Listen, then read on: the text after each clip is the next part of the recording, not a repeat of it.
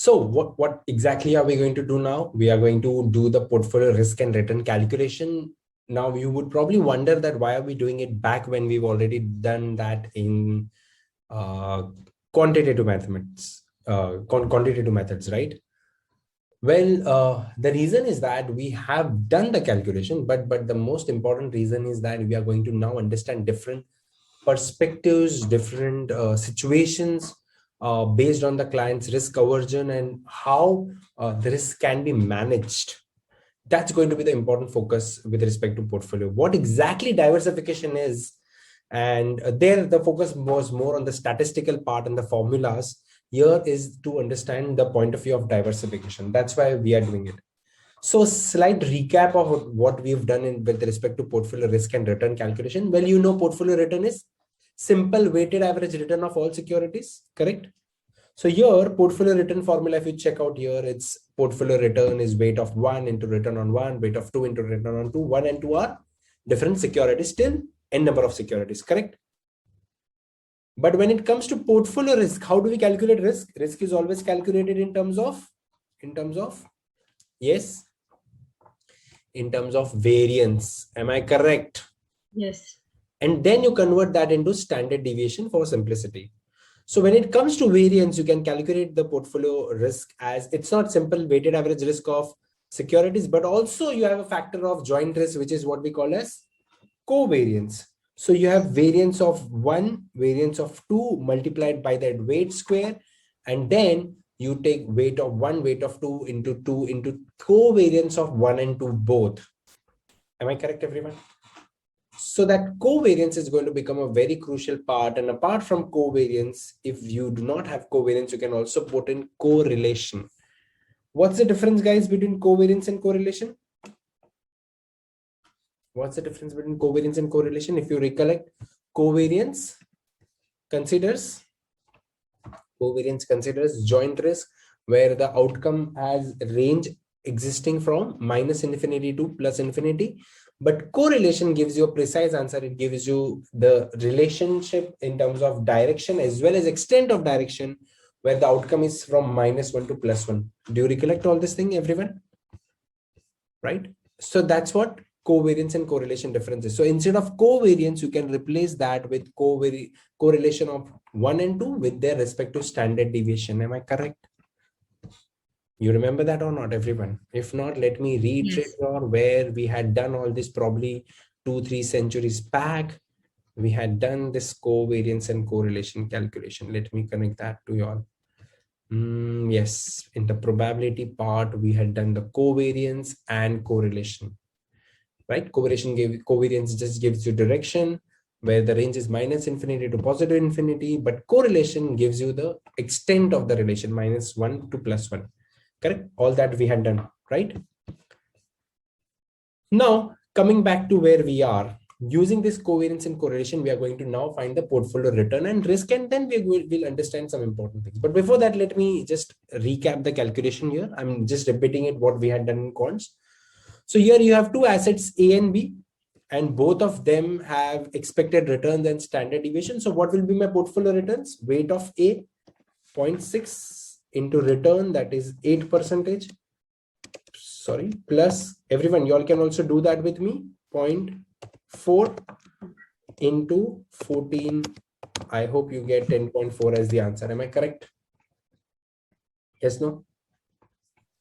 Yes. How about for portfolio variance? What should I do for portfolio variance? Weight, you can just put weight of A into standard deviation of A, that is 10.3, and you can just put the whole square. Store 1.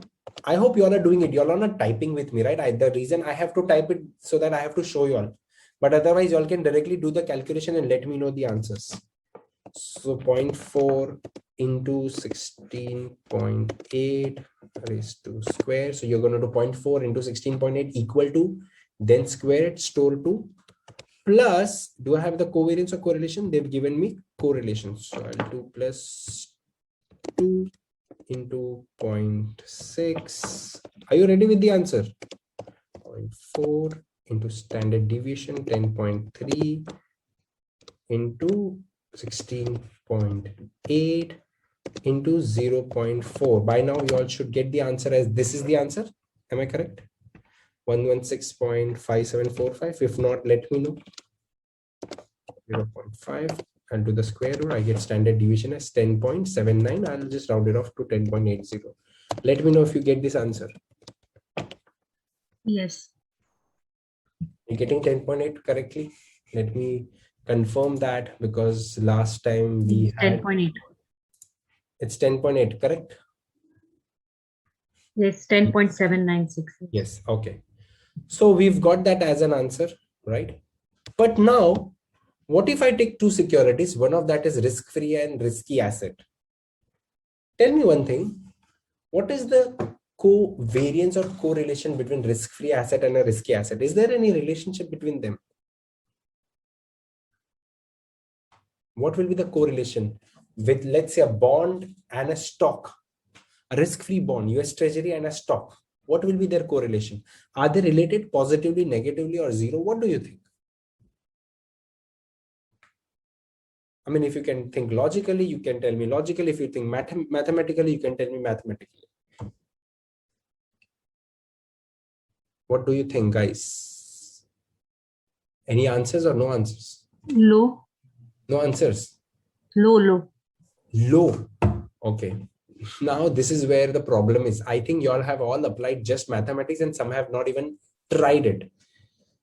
Tell me, what is the formula of correlation? And this is what I was expecting. What is the formula of covariance? Okay, go ahead. What is the formula of covariance? Correlation between 1 and 2. Standard deviation 1 and standard deviation 2, right? Here, Yes. instead of 1 and 2, keep risk-free and risky asset. What is the standard deviation of a risk-free asset? What is the standard deviation of a risk-free asset? 0. It's 0. So this entire term and covariance will become 0. Yes. And if the covariance becomes 0, can I say the entire last term becomes 0, isn't it? 0. Yes. So that's what is very important here. You need to understand. And not only the last term, if risk-free is 0, let's say the first is risk-free, even this becomes 0. So in such a case, what is the risk of the portfolio, guys? The risk of the portfolio is simply going to be the risk of the risky assets. Risky asset. Isn't it, everyone? Yes. So there is going to be no other there is no other risk. So the risk of the portfolio, I will say, let's say weight of, I will say risky assets square, and probably I'll just do weight of risky asset square, weight of risky asset raised to 2, multiply that with standard deviation of risky asset, isn't it? Are you getting me, everyone? So if I do weight of, this is going to be the standard deviation of the risky asset and multiply by the weight of risky asset and its square, correct? Yes. And if you now do the square root, all the squares will go out. Basically, you will have weight of risky assets and the standard deviation of risky asset multiplied with the standard deviation of risky asset. That's it. That's all going to be your risk of the portfolio. Why?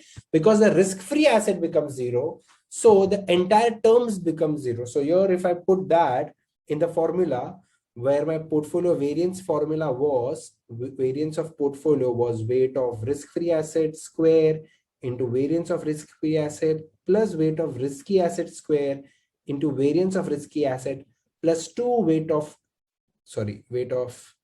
risk-free asset into weight of risky assets into covariance of risk-free and risky assets. The ideal situation here is that this part becomes 0, this part becomes 0, and only this part is left. Am I correct? That's going to be the outcome. Clear, everyone? So let me put that straight into the situation.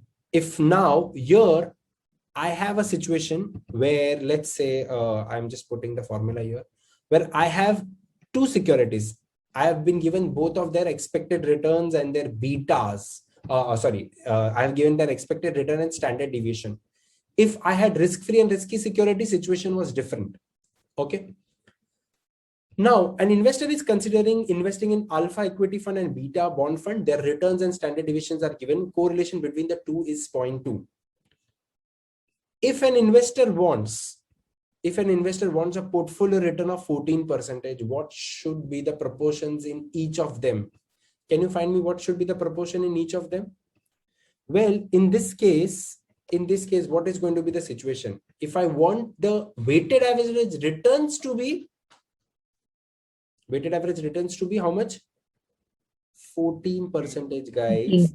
In such a case, I can easily find out what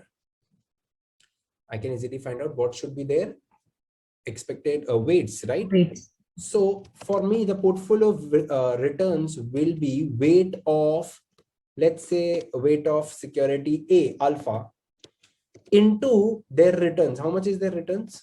22. 22. Plus, I will do 1 minus 1 of A into their returns, which is going to be 7. 7. And this should be equal to 14%. Am I correct?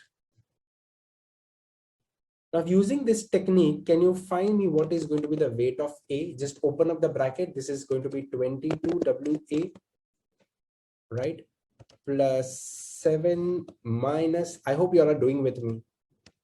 7 WA should be equal to 14. So what you will get a situation 22 minus 7, that is going to be 15 WA. And on the other end, 14 minus 7, it's going to be 7. So your weight of A is going to be 7 divided by 15. That's 0.47 to be clear. And therefore, weight of B in that case is going to be 1 minus, I'll do 0.47. I'll get 0.53. Is that correct? Yes. Using this, can you find me the risk, everyone? Portfolio risk. Yes, please find me the portfolio risk.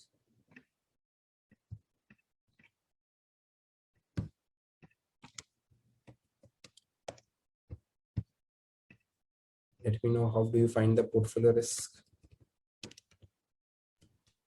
So now you have the weight 0.47 multiplied with the risk of the first, that is 30. Entire square, put that as store 1, plus 0.53 into you have 11 as the risk of second, plus 2 into 0.47 into 0.53 into you've got the correlation, so that is 0.2 into the standard deviation, that is 30 and 11. 30 and 11, this is what you get to 65.68 if I'm not wrong. Just check it. If you get the same answer, you get 16.3. That should be your standard deviation. Everyone, let me know if you get the same thing. Yes. Yes. Now the question is that if you get a situation where instead of this, I put up a situation where you have a risk-free asset and a risky asset.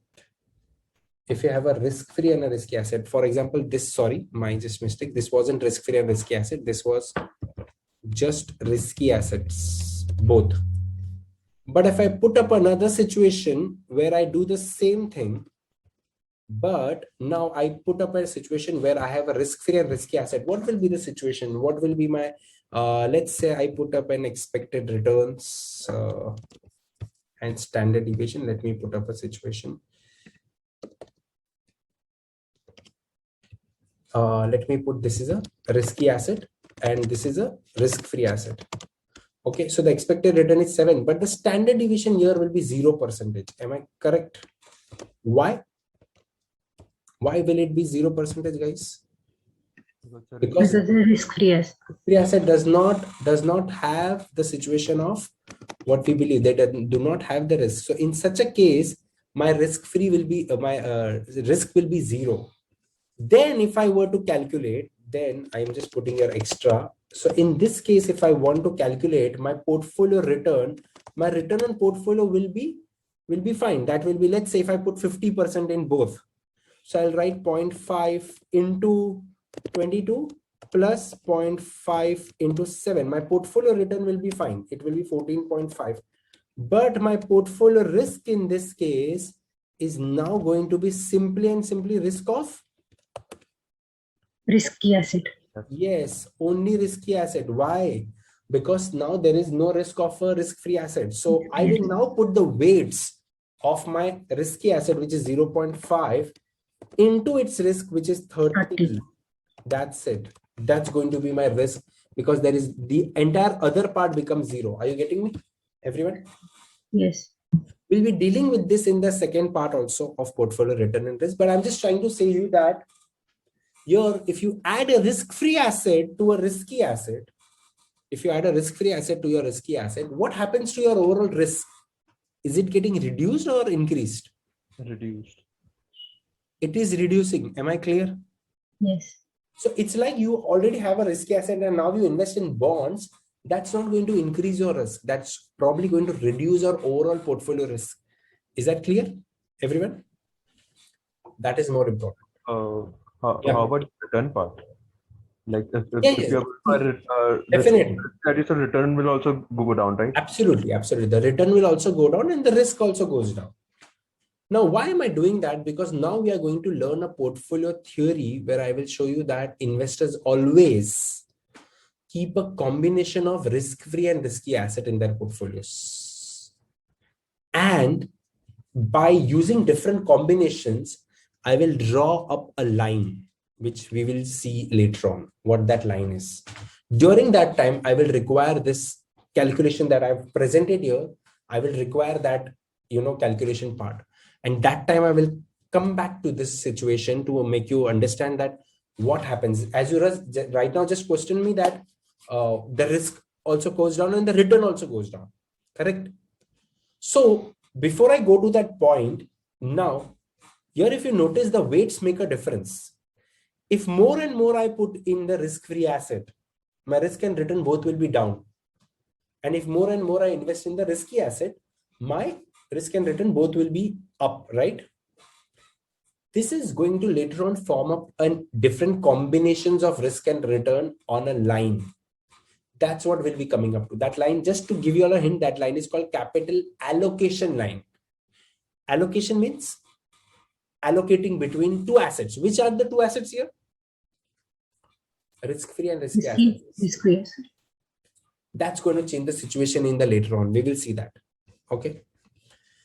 So two things play a major role in the portfolio risk. Return is fine in the portfolio risk because risk is what I want to diversify, right? What are the two things that play a major role? That is your weights. And the second is the joint risk, which is correlation. Can you tell me what is the range of correlation? -1 to +1. It goes from -1 to +1. And in between you have 0. Tell me at -1, is your risk maximum or the minimum?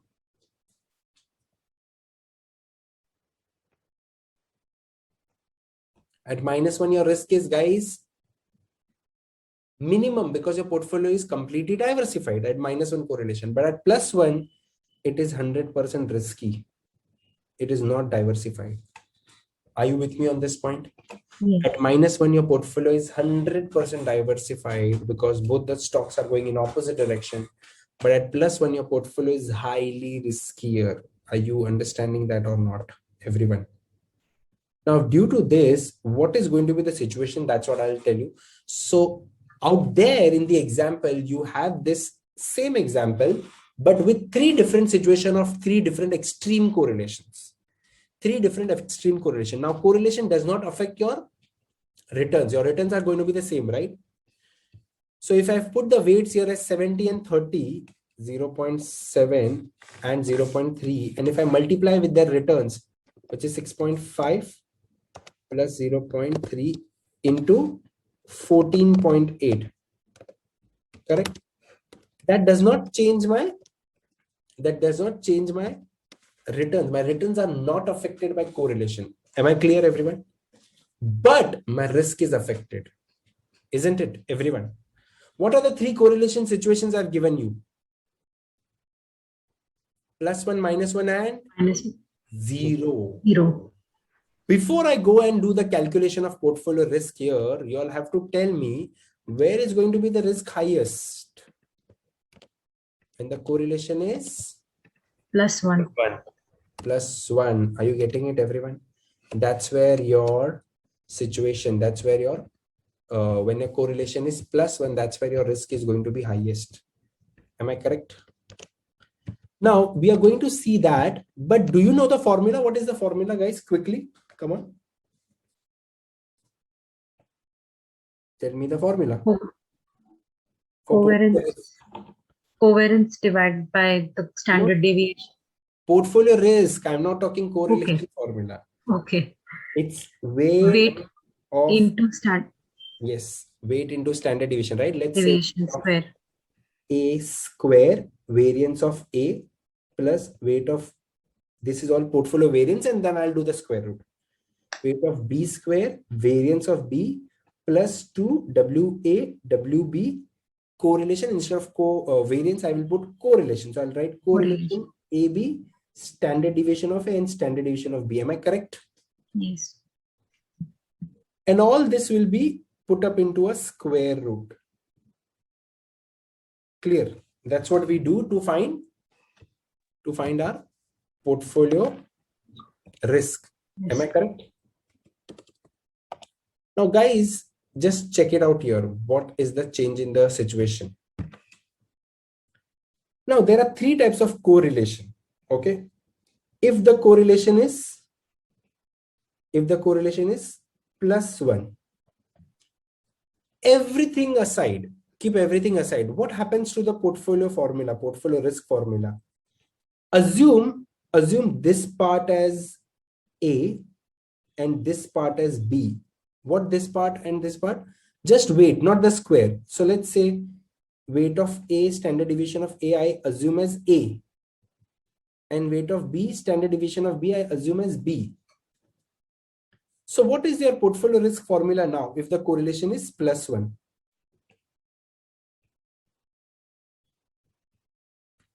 What is the formula? Just check it out. Instead of this, can I write A square? Everyone, this part? Yes or no? Yes. So I will write A square plus B square plus 2AB. Why? Because multiply that with the correlation, which is 1, it's going to give me 2AB. Just check it out. Isn't it? Isn't this interesting? When the correlation is +1. What is A square plus B square plus 2AB? Have you heard this? Some centuries back. E plus B square. E plus B the whole square. And when you put the square root over that, I mean, just cancel it out, you will eventually get A plus B. Now, you know what? We all have learned in mathematics A plus B the whole square and A minus B the whole square, but we've never applied it, isn't it? Have you ever applied that in real life? No. I'm sure not. This is the time for it. Why? What does it give me? Now just replace that A plus B with the weights. So now you will check out the weights. The weight is simply weight of, I'll replace that A plus B with weight of A, standard deviation of A, plus weight of B, standard deviation of B. And if correlation is -1, guys, you all can easily tell me the standard deviation formula will now become A square plus B square. If I place this as this part as -1, then the entire last equation will become -1. So this will now become -2AB, which is nothing but A minus B the whole square. Are you getting me? Clear? Which is nothing but A minus B. And in such case, my portfolio standard deviation will be this. Weight of A, standard deviation of A, minus weight of B, standard deviation of B. Is that clear, everyone? I don't have to apply the entire formula. Are you getting? When correlationship is 0, my formula will become, come on, a square plus b square, the entire third term will become 0. Are you getting me? A square plus b square, the third term will become 0. Yes or no? Yes. Everyone?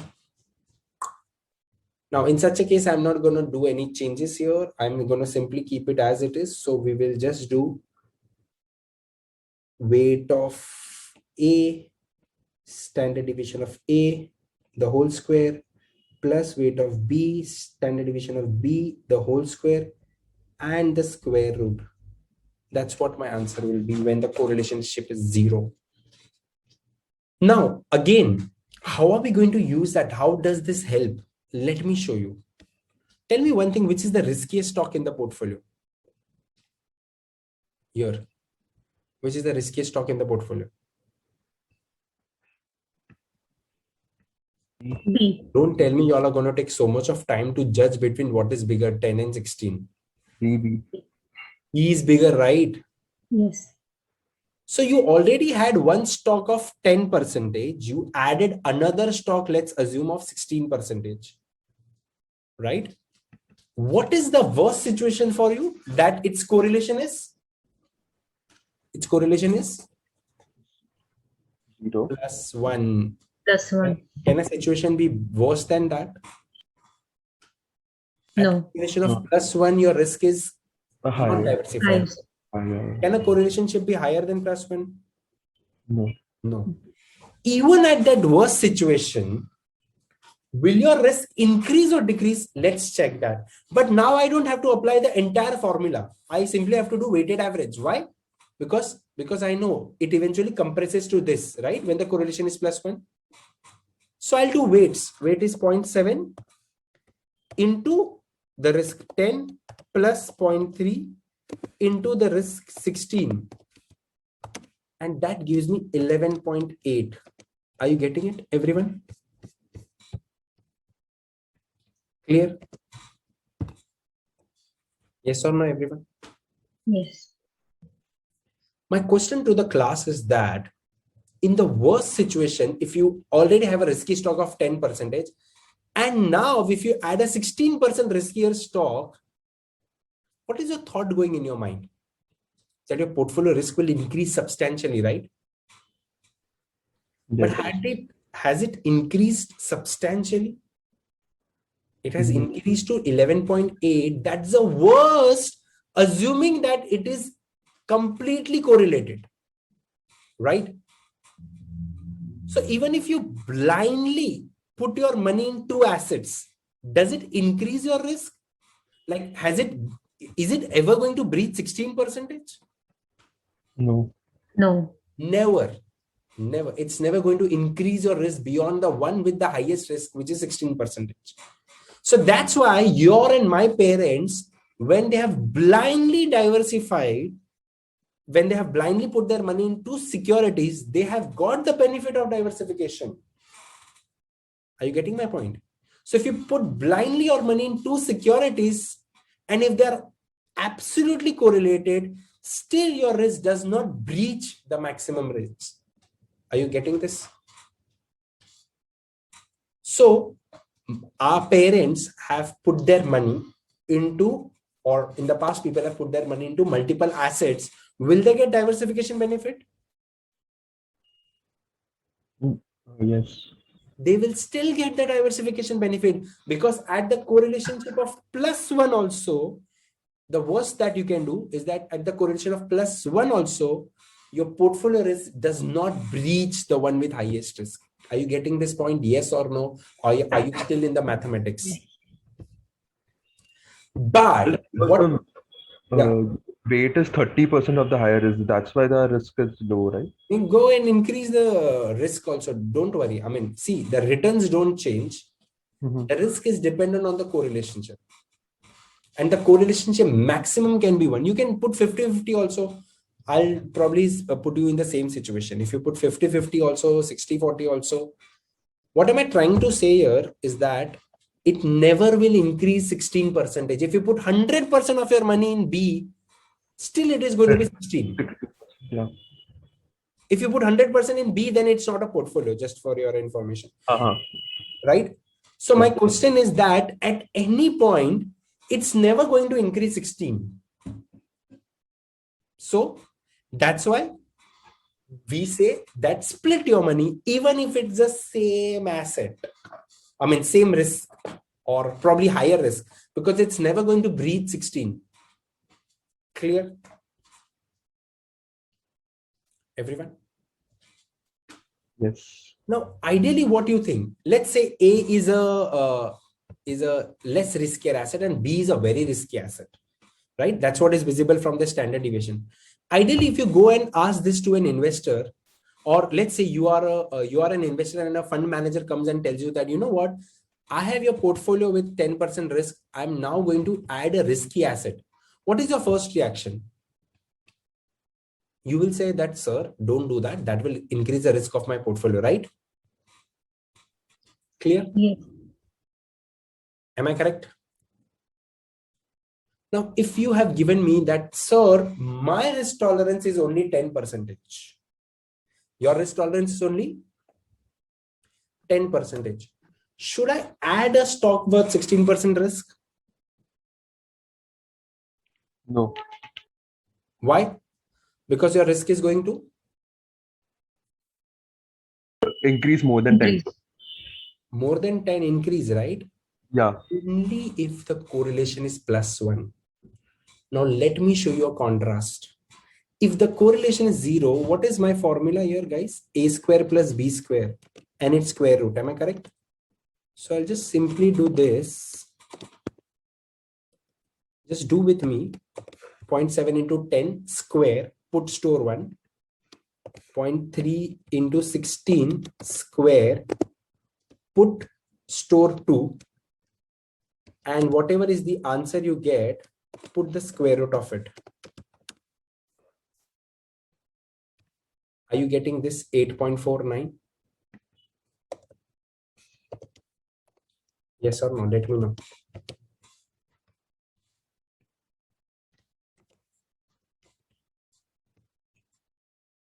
I've done A square plus B square, the whole square root. Yes.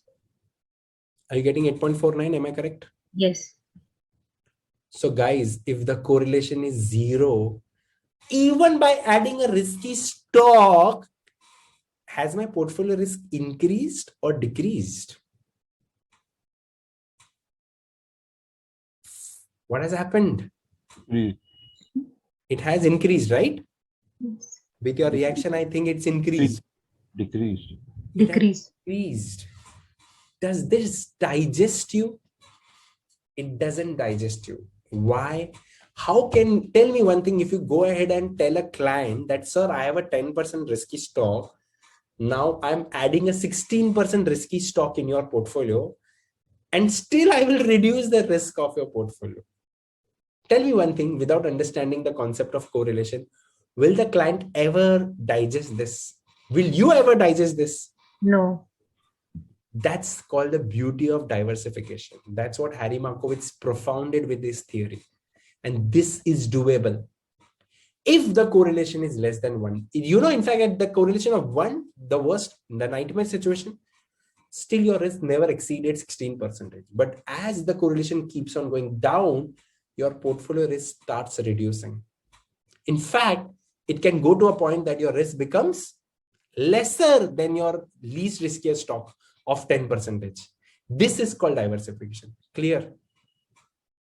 Everyone? Yes or no? Or still not able to overcome this mathematics? Well, if not, then let me surprise you more. If the correlation is -1, then my entire formula will be A minus B, where instead of adding the risk, this is going to subtract out each other. I mean, portfolio risk is only 2.2%. Are you getting it? If the correlation is -1. I know it will take time for you all to recover from this, that what's happening? How can this happen? That's what is the beautiful combination of mathematics and diversification. Because when the correlationship is -1, the risks are not adding up. It is A minus B. The risks are in fact settling off each other. So what is the conclusion? Can you tell me the conclusion here? What matters most in risk is not your individual risk. What matters more is the Correlation. correlationship. And that correlationship with which Harry Markowitz brought in, that's the reason why he got Nobel Prize in economics. That thesis that we all know what is diversification. Diversification reduces the risk. We all know that with the gear, we can increase the speed of the car, but how to operate it, what is the length and the breadth of it, what is gear number 0, 1, 2, 3, 4, 5, 6, that's what Harry Markowitz showed us. That if you want to increase the risk of the portfolio, the maximum it can happen at correlation of +1. And even at that point, your portfolio risk is never going to exceed the one with the highest risky stock. But as soon as your correlationship is less than 1, the risk starts getting reduced. It doesn't add up. It starts getting reduced. And if the correlation goes to 0 and below 0, there is a possibility that your overall portfolio risk will be lower than the least riskiest stock also. Are you getting this point or not? Clear. Now, my question to you, which I would have put to the investor and which the investor would have never agreed. That, sir, I have a 10% risky stock. You tell me that my risk tolerance is only 10%. But I add a 16% riskier stock. Will that increase my risk or reduce my risk? Ideally, what would you think? Of course, you have a 10% stock and now you are making 16%, adding one more 16% risky stock. That's going to increase the risk, right? Yes. Yes.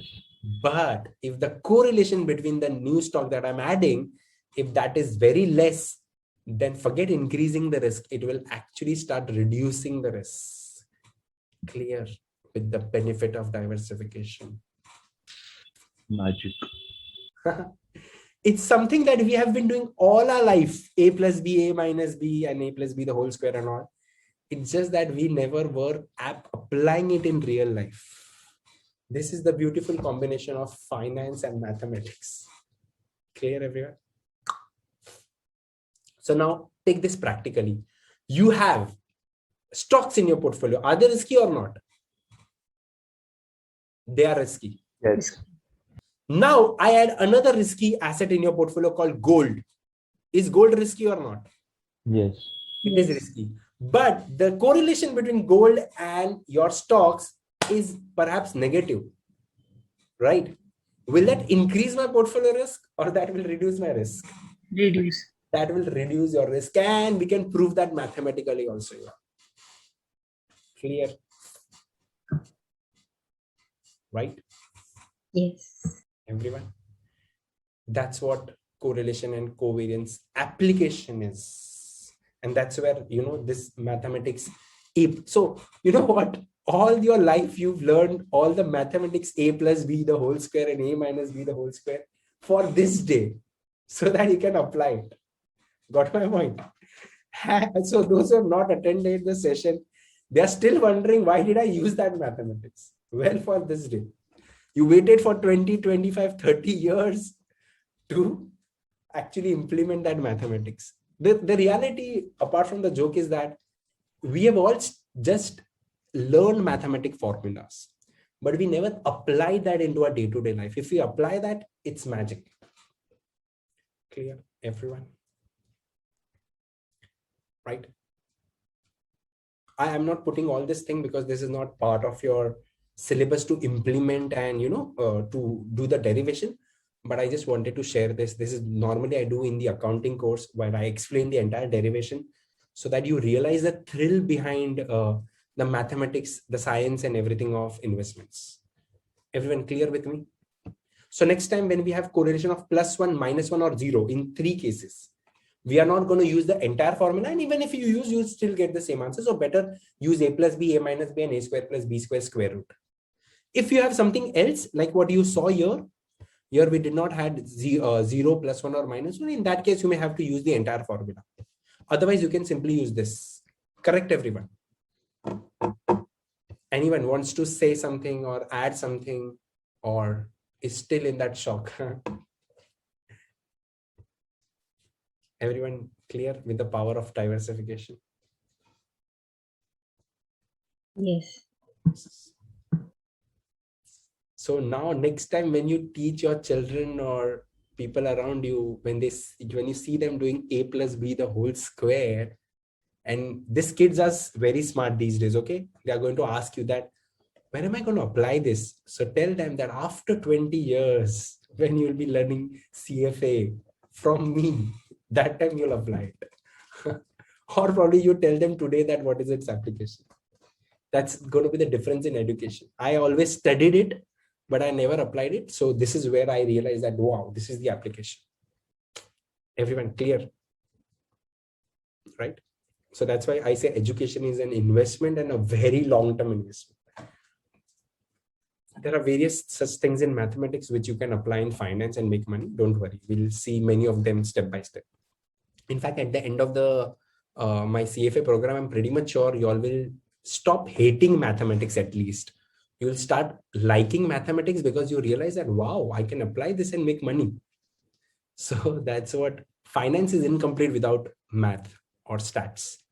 So all those people who have hated mathematics before coming to the sessions, I've realized that they at least don't hate. They start realizing its importance and they start liking mathematics more. Clear, everyone? Anyone, any questions? Anyone, any questions? Clear, everyone? Written down? Yes. So now tell me, which stock will you pick up? The stock with, as an investor, you will pick up the stock with highest return or lowest return? Come on, easy. You'll pick up the stock with Highest return. highest return and lowest risk. Risk. Correct? That's what naturally we all want. Am I correct? We all want that situation. Don't you want that situation? Don't tell me you don't want that situation. You're very, decent enough to not want such a situation. We all naturally want a situation where we have highest return and lowest risk.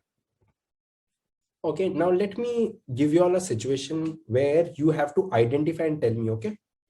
Now let me put here a situation as returns. And let me put up a situation here of risk. And assume that in the entire world, I've taken all the assets in the world, okay? All the securities in the world. And now I'm preparing a graph of their risk and returns. Clear?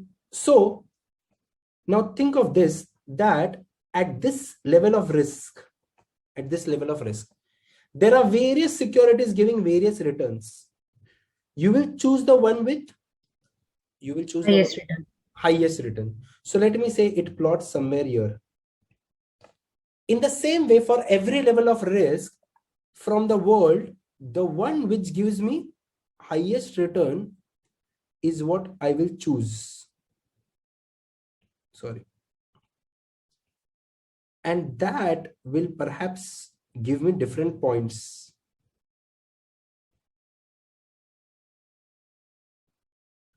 So then this becomes a curve. First of all, it's not a straight line. Why it is not a straight line? Because the risk and return don't go always in tandem exactly. So by increasing 1 unit of risk, it's not that return will also increase by 1 unit. It's random, right? So it's a curve. Am I clear, everyone? Yes or no? Yes. Now, there will be a situation like this also on the downside. So on the downside also, I have got some combinations. So this is the edge. Below that edge also, I have some combinations. Now, these are combinations where, let's say, at this point of risk, I have this much returns and this much returns on the top also and the bottom also. Naturally, which stock will you pick up? The one on the green or the one on the red? Red. The one on the red. Why? Can you Because answer? of the highest return. Because at the same point of risk, you get higher return Highest. than why not. That's natural, right? That's rational. And that's what is risk averse investor. Am I clear? Yes. So this graph that you see is the graph of all the securities in the world, which gives me different combination of risk and return. But which ones I will select as the best ones? The one, let's say I name this point as G. The one above the point G or below the point G? Above. Above. Why? Because these are the securities which are giving higher returns for the same amount of risk. Am I correct? Yes. These securities are called efficient securities. Which one? The one in the red or in the green? Red. The in the red are called efficient securities. And the one in the green are called inefficient securities. Efficient securities are the ones which gives you highest return for the same unit of risk. So out of the entire universe, I've shortlisted those securities which are best, which means for that particular point of risk, they are giving me highest return, Returns. or at that particular point of return, they are giving me lowest risk. That red graph that you see is called efficient frontier. That red graph that you see is called, what is that called? Efficient frontier. Efficient frontier. Efficient frontier is the curve of efficient securities. And what are efficient securities? These are the securities which will give you highest return for the same unit of risk or lowest risk for the same unit of return. Are you getting this, everyone? Getting my point? Yes or no? So what is that point G? That point G is probably the beginning of what? Of the efficient frontier. Are you getting it? This is the point where the risk is highest or the lowest? The risk is highest or the lowest? Highest. Absolutely wrong. Just see the graph of the risk. This is the point where the risk is the lowest of all the efficient frontier. The efficient frontier after point G, if you see, all the stocks are having relatively higher risk. See the graph, see the graph. Yes. This is the risk part. So point G is the point where, let's say if these are all portfolios, point G is the point where the risk of the portfolio is maximum or minimum? Minimum. Minimum. That's why this point G is called, these are all global stocks, right? So it's called global minimum variance portfolio. What is that called as? Global minimum variance portfolio. Minimum, lowest. Variance, risk. Portfolio means a portfolio. Point G is called as, come on, repeat everyone with me. Point G or point whatever that name is. Point G is called as global minimum variance portfolio. This is the portfolio where the risk of the portfolio is the lowest. And after this point, whatever the securities are, they are all above the curve. They are all efficient frontier. They are all the efficient frontier, means they are the securities which I will choose. Let me show you how this exactly looks like. Are you seeing the diagram now? Correct. Everyone? Where is that global MVP at point? Point Z. Do you see this point Z? Yes or no? Yes. All the securities above this point Z, which are those securities? Can you tell me? A, B, D. These are the securities which are above point Z. Are they efficient or not? Yes. They are all efficient securities because they are providing me higher returns for the same unit of risk. But points below Z, let's say point C here, they are inefficient ones. Clear? So which of the securities that you see on your screen will become part of your portfolio? Tell me. A, B, and D. All those which are on the efficient Efficient frontier. frontier. Actually, on the efficient frontier, if you would see, let me show you this. On the efficient frontier, if you would see, is only security A and security DA. They are precisely on the efficient frontier. But any security which is not on the efficient frontier may not be the part of your portfolio. Am I clear, everyone? Yes or no? If you are wondering why X is not a part of portfolio, just check at X. X. Why is X not a part of portfolio? Because X is beyond the global MVP. Global MVP is the lowest risky portfolio. I don't want to take securities which are below that. All the securities above that are giving me higher returns and higher risk. But at that point of risk, they are the best ones. So first of all, will I choose a security which is beyond point Z? I mean, below point Z? No. No. Above point Z, whichever securities lie on the efficient frontier, I will select all of them. This point Z is called as global minimum variance portfolio. Am I clear? And this curve above Z, which I'm highlighting in the red, this graph is called efficient frontier. Are you getting it, everyone? The point above Z is called, efficient frontier. Why? Because this is made up of efficient securities. And guys, why is this graph not going a straight line like a rocket, but bended? Not straight like a rocket, but bended. It's curved. Because after a point, even if you increase the risk, the returns won't increase. After a point, even if you increase the risk, the returns won't increase.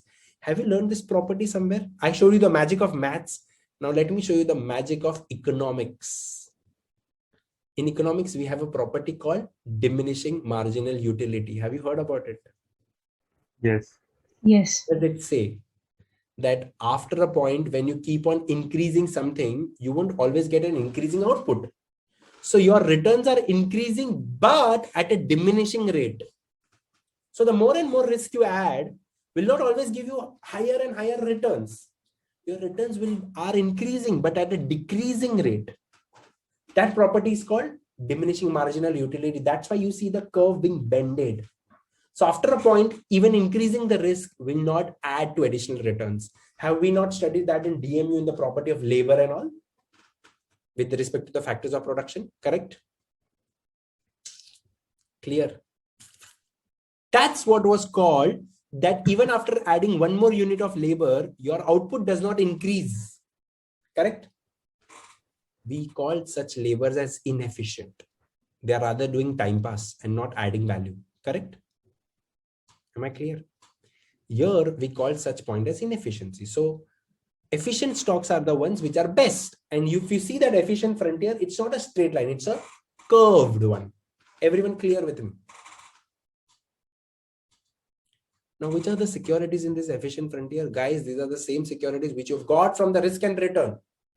And instead of securities, if I say portfolios, which are these portfolios? Guys, the ones which you've got from the same calculation of this. All this calculation have led to you the portfolio which is the best. And those best portfolios are plotted on a frontier, efficient frontier. That's the concept called global minimum variance portfolio. Everyone with me on this? Yes or no? Yes. So I want someone of you all to read what is global MVP. This is that thesis which was propounded by Harry Markowitz. So Harry Markowitz got Nobel Prize because of this thesis, okay? MVP, minimum variance portfolio.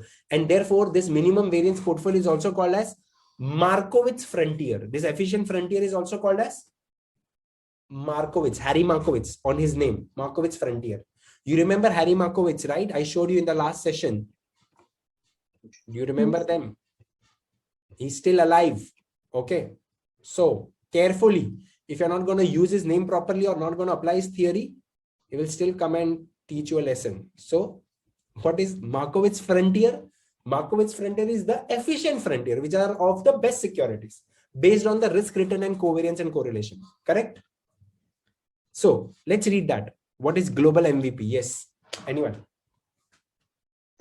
The leftmost point on the minimum variance frontier is the portfolio with the minimum variance among all portfolios of risky assets and is referred to as the global MVP. So basically the leftmost point on the efficient frontier, which is point Z point.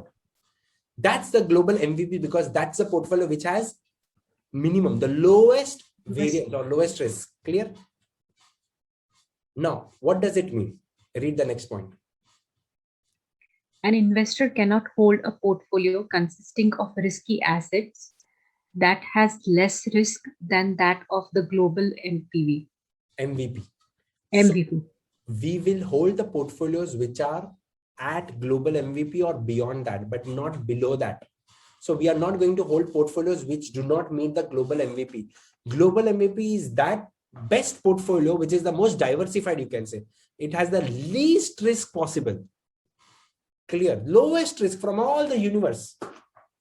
Correct? Everyone? Am I correct?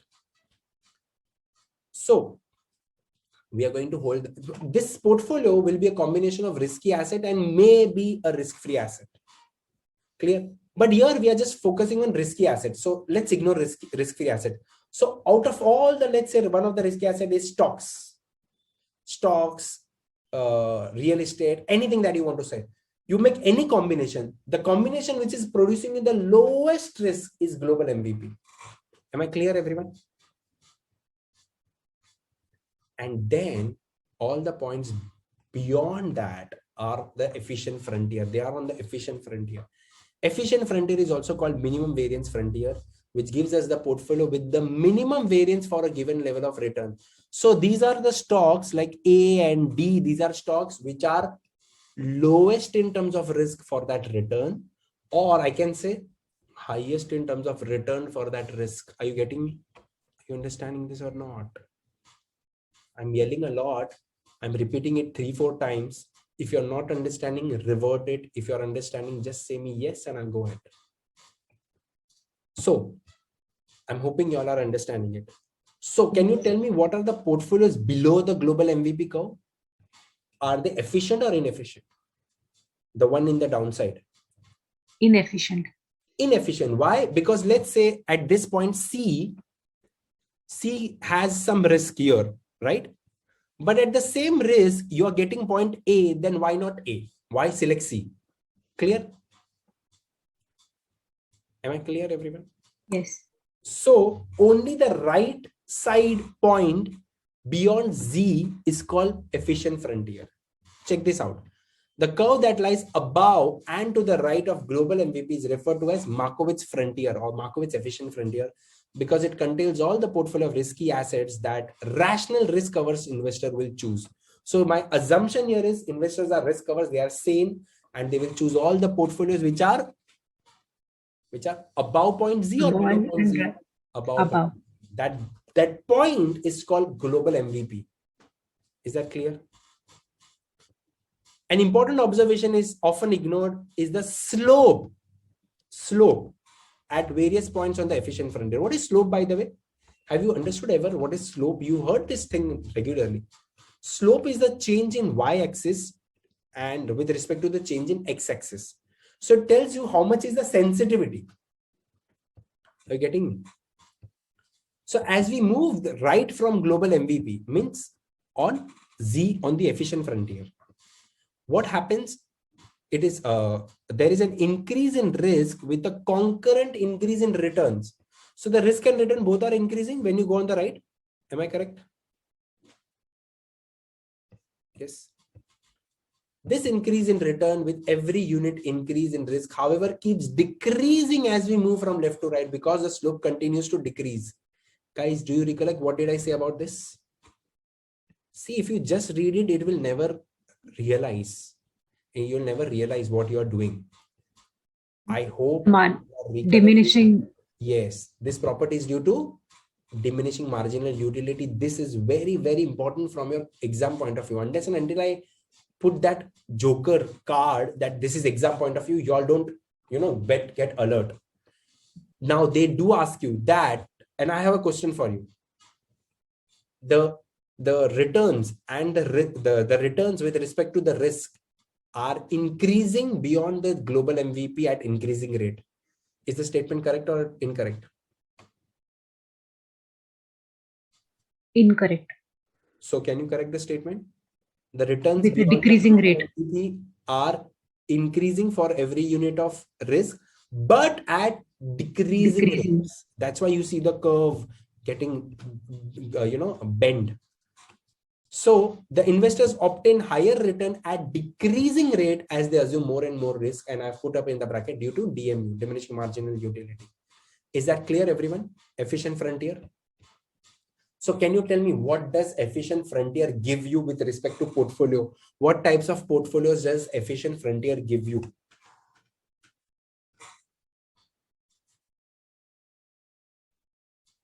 What should I assume of this blank silence as? Others, Higher return. Hold on, Deepthi. Are you all there? Yes or no? Let me know, or just intimate me before the session that, sir, I'm going to be on mute forever my life. Then tell me, then I'll not ask you all. I'll not even bother to. But my intention, I don't know, you all have not sat in my classroom. I ensure everyone speaks, even the one who does not have a tongue to speak. That's what I do. Had you all been with me in my class, it would have been a disaster for you all. Trust me. I'm not that good guy in the class. From whosoever's reference you all have come to me, ask them. I'm the so-called criminal in the class. But anyways, you all are at the liberty of being on the other side of the camera. So that's different. But otherwise, I would make everyone speak here. So my question to the class is that, what does this give you in terms of portfolio? What is the concept of global MVP? Why have I spent so much of hours of discussion on efficient frontier? I could have just simply said you all that this is efficient frontier. Let's go. Come on, tell me. No one? It gives the higher return with the same risk, with the same level of risk. Yeah, that's the outcome of what you are saying. But what do you get? What do you get? Well, what you get is that, you get the combination of those securities which are most efficient. These securities will become part of your portfolio. Which securities? Those are which are on the efficient frontier. Efficient frontier. So you now know how to make a portfolio of securities. Which securities? Efficient securities. What are you going to check of them? Risk and return. And if you're creating a portfolio, you will consider risk, return, and covariance or correlation, right? Yes. Based on that, the ones which you get the lowest risk, and at that point of risk, at that point of return, the one which you get at lowest risk, those all which becomes a part of your efficient frontier, those are the shortlisted portfolios for you. You're going to be invested or interested in the portfolios which are on the efficient frontier, not beyond that. So your risky asset will be of portfolio which are on the efficient frontier. And how did you get here? Well, from the previous point where I showed you how to find the risk and return and shortlist the securities. Is that clear, everyone? Yes. Trying to connect, are you all trying to connect why did I do so much of cons and calculation and all? Just not to pass exam, but to create a portfolio. And for your information, you're going to get more of theoretical questions, less of those calculation ones. So CFA is a different exam. It tells you the objective of why you are doing it. So again, repeat after me. What is that global MVP or efficient frontier going to give me? It is going to give me those combinations of portfolios where which has what type of securities?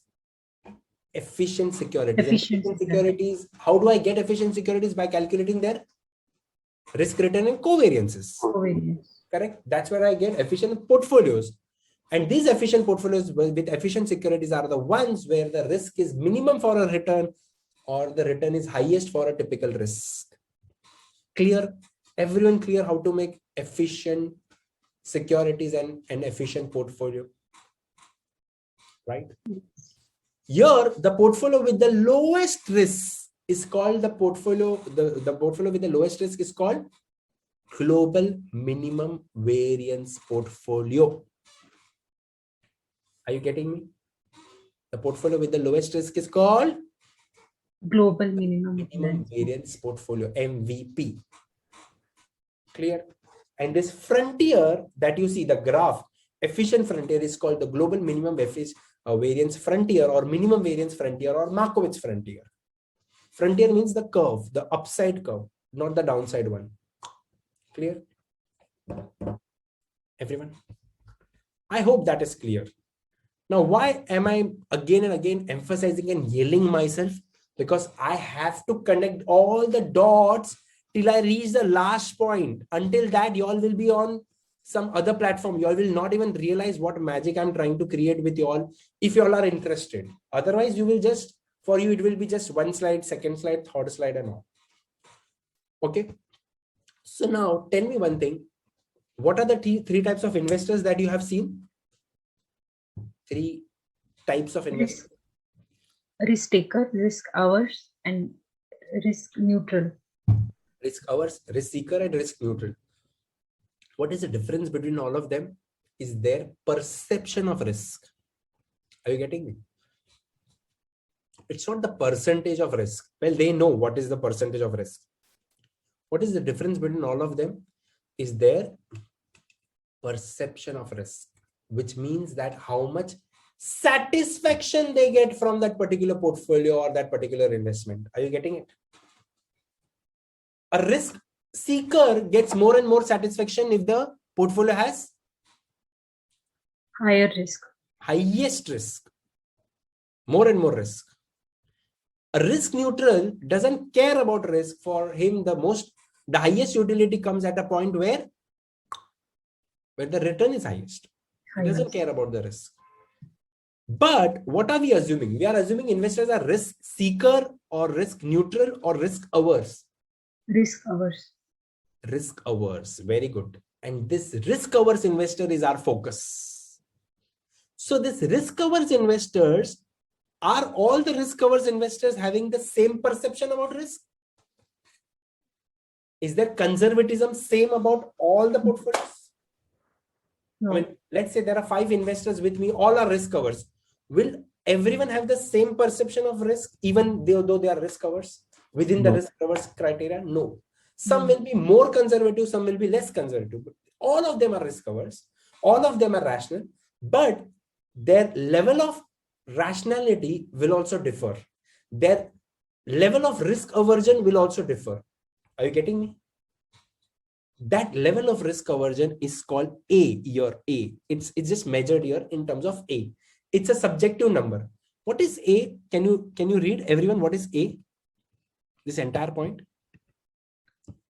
A is a measure of risk aversion. Risk aversion. And higher the aversion to risk means the more and more you are scared with the risk, the higher will be A. Is that clear? What does that mean? Higher the risk aversion, higher will be your A.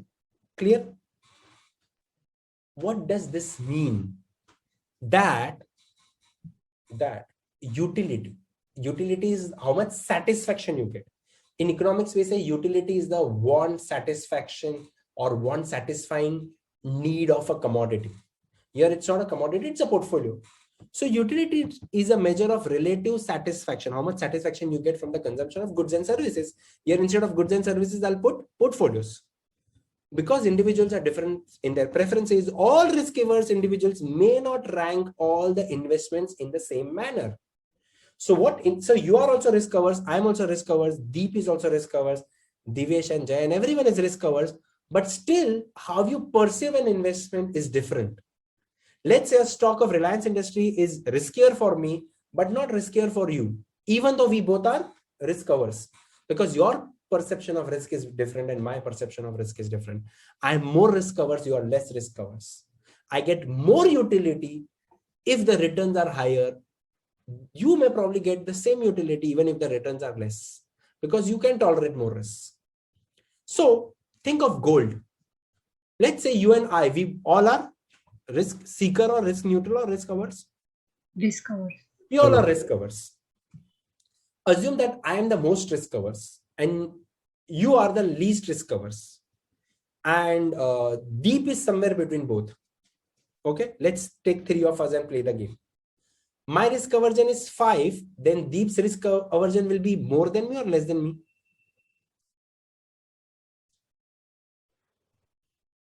What? No. Risk aversion means the more and more risk averse I am, my risk aversion will be higher. So if my risk aversion I have denoted is, let's say, 5, the one who is less risk averse, his risk aversion will be less than 5, and Deepti's will be the lowest. Am I correct? Yes or no? Yes. So now tell me, if gold is an investment, I find it very risky. If gold is expected to give 10% return, right? In that 10%, the one who is most risk averse may not be satisfied. Why? Because I think that, oh, it's so riskier, how 10% is justified. I would probably want more on that same risky investment. Is that clear?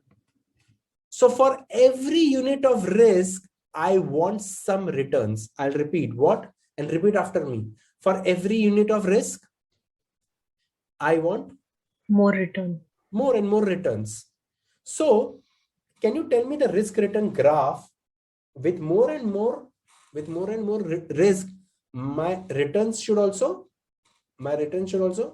expectation of my return should also increase. That's what is called my utility, and that utility is derived by an indifference curve. What is this indifference curve? Do you see on the screen? Indifference curve. Now here, the one who has most risk aversion, in our example, who was that? You. Yes.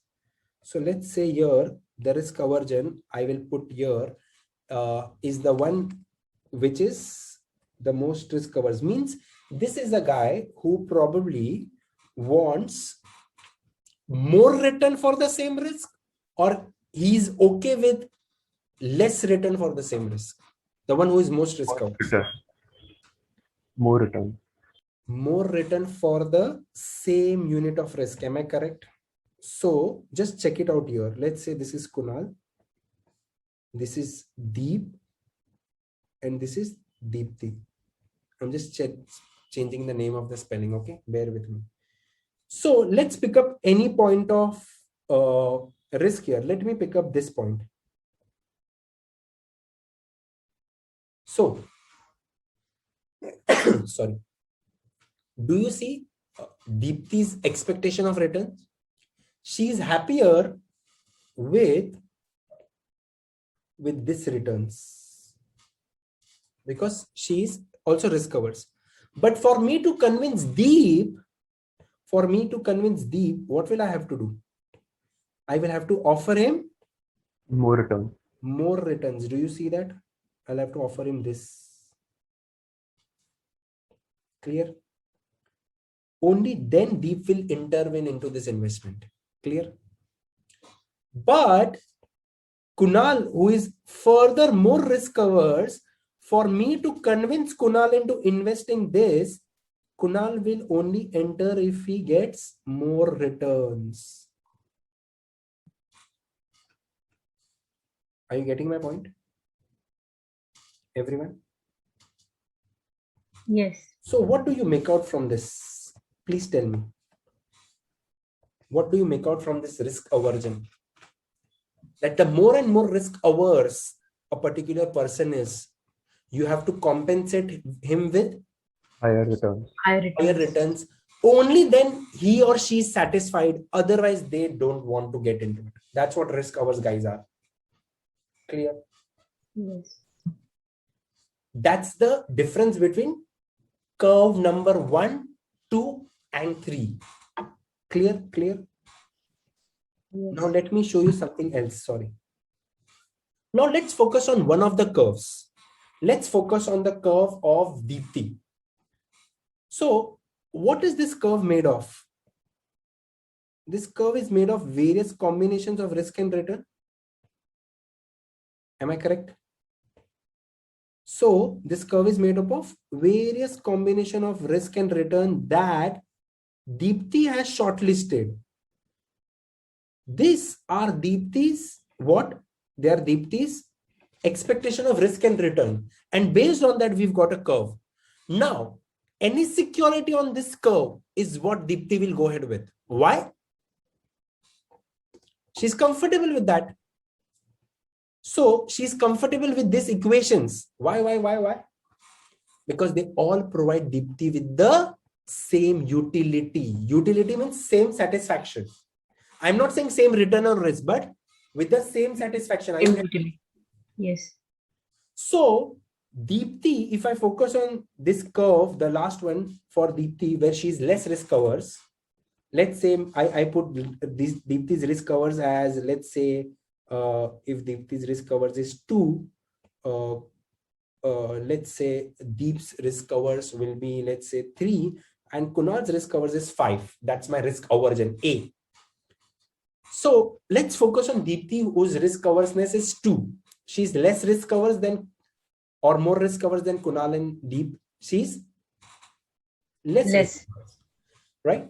But all the points on this curve that you see of Deepti, they all give her the same utility. So any point on this curve, does it have different utility for Deepti? It may have different risk and return, but does it have different utility? No. No. Any point on this curve will be giving her the same satisfaction. She is comfortable with any combination on this curve. Are you getting it? This curve is called indifference curve. What is it called as? Indifference curve. Indifference curve. Now, can you tell me why indifference curve? Guys, just check out what is indifference curve and then I'll come to utility. Read this. I want everyone to read this. Deep, can you just hear me out? Can you read this, please? Everything? Yes. And difference curve plots the combination of risk return pairs that an investor would accept to maintain a given level of utility. Hold on. So indifference curve gives you combinations of risk and return, which gives you same utility. So you are indifferent between choosing any point on that curve. Clear? So it starts from the southwest. See the direction. It starts from the southwest and then turns up to the north, and then it reverts. It becomes northeast. Are you getting it? It goes first on the northeast side, but it's not going as a straight line. So it starts from southwest and it goes towards northeast. Is that clear? Right? Read that and you will know why. Yes, read the second point.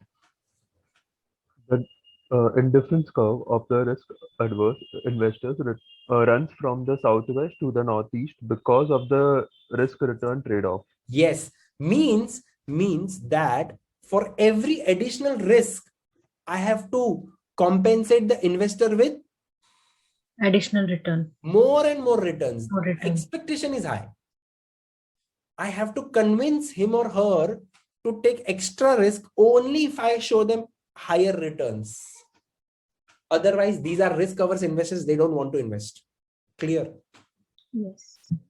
So if the risk, which is going east from the left to right, if the risk is increasing, then it must be compensated by higher return. It should go to the north. Clear? So that I give you the same utility. So as the risk increases, an investor needs greater and greater return to compensate for higher risk at an increasing rate. Are you getting it? So your expectation, see, what you get is efficient frontier, but what you want is utility. For more and more risk, for me to convince you more and more risk, You want more and more Returns. at an increasing rate. That's why the curve becomes steeper. It's not a straight line. It's becoming more and more steep. Do you see that? Yes. This is called indifference point. Indifference. I want you to read something about indifference and then we'll go back to the utility. All the points on the three curves, let's say curve for Kunal, or any point on this curve, here we have A and B point. Will they all give same utility, yes or no? To Kunal? Yes. Yes. So any points on the three curve, they all provide the same utility. For example, point A and B. But between different curves, check that. Which curve has highest utility? The one which is the most risk averse. So can I say curve 1 wants maximum utility? This one, which is Kunal, wants highest utility than the other ones because he is the most Risk averse. So the utility of a risk averse investor always increases with more and more return expectations. Clear? So for a high risk averse investor like me, if the risk increases, then it must be compensated by higher return for the same level of to get me the same level of utility. So what Deepti would be convinced at this point, to me to convince Kunal or Deep, I will have to offer them more returns. Only then they will go. The indifference curves are convex because of diminishing marginal utility. Why? Because you can't provide them always with a even if you want higher returns, you can't always provide them with higher returns. The greater the slope, the higher the risk aversion of the investor, as a greater increment in return is required to accept a given level of risk. So risk averse investor slope will be always high. Clear? Why a risk averse investor would want? What does the risk averse investor want, guys? The risk averse investor always wants higher and higher return for the same level of risk. So these are all the three examples that I gave you was of risk averse. Can you tell me what would be the situation for a risk neutral guy? What would be his curve? Irrespective of the risk, what is the satisfaction that he gets? Is he concerned higher about returns? Risk? No, my question is that, is he concerned about risk? No. So what about his utility? His utility is increasing, decreasing, or constant? Think of it. Constant. It's constant. It doesn't change with risk. It is he's indifferent for risk, right? Yes. So if I were to tell you all how is the risk neutral curve of indifference, it is somewhat like this. It's a straight line, horizontal line. Why? Because for him, risk does not matter. This is the indifference curve for a risk neutral investor. Are you getting me? Everyone? Risk neutral curve. We don't have to show that, but just for your reference, a risk neutral guy will have indifference curve, which is a horizontal line. Clear, everyone? Yeah. The curve, the convex curves that you see are of risk averse. So can you tell me how about for a risk seeker?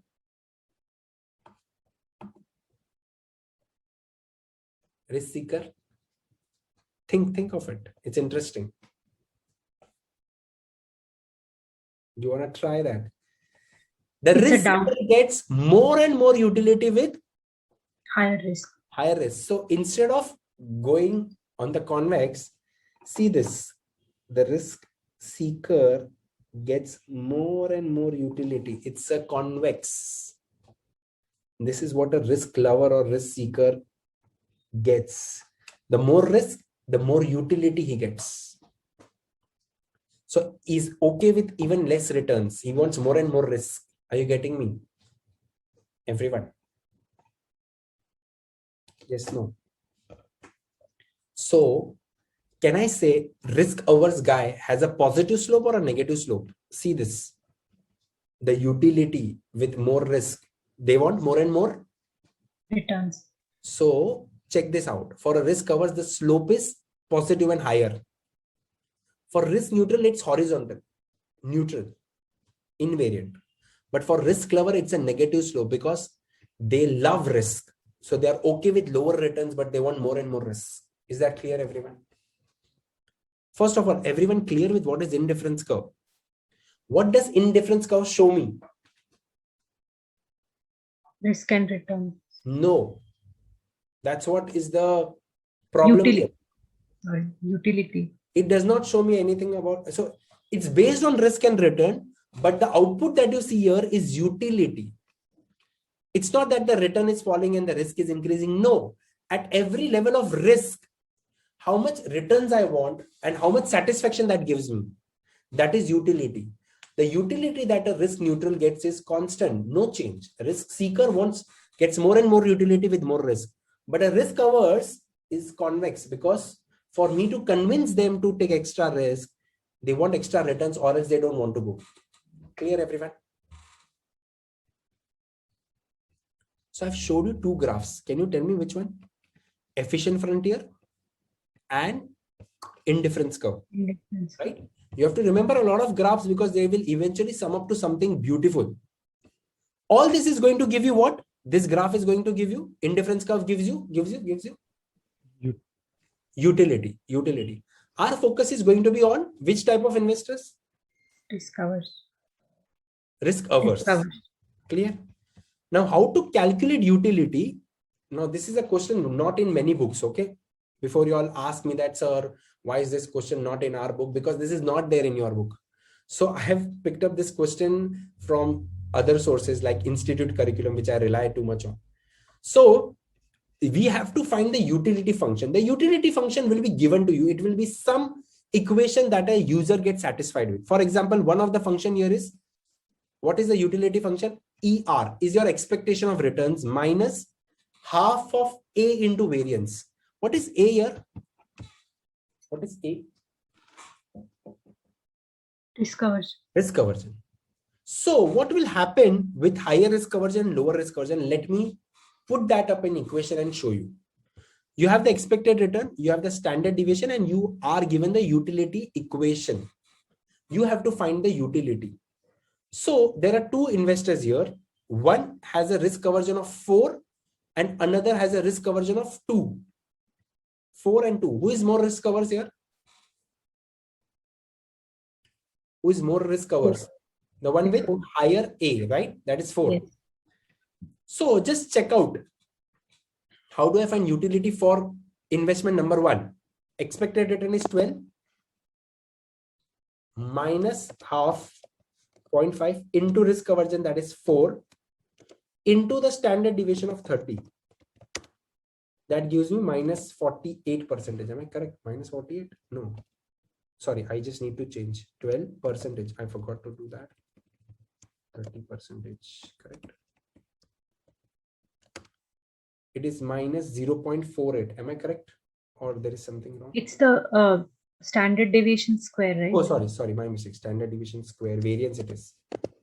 Okay, sorry.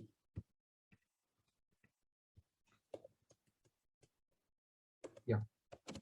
So I get 0.06.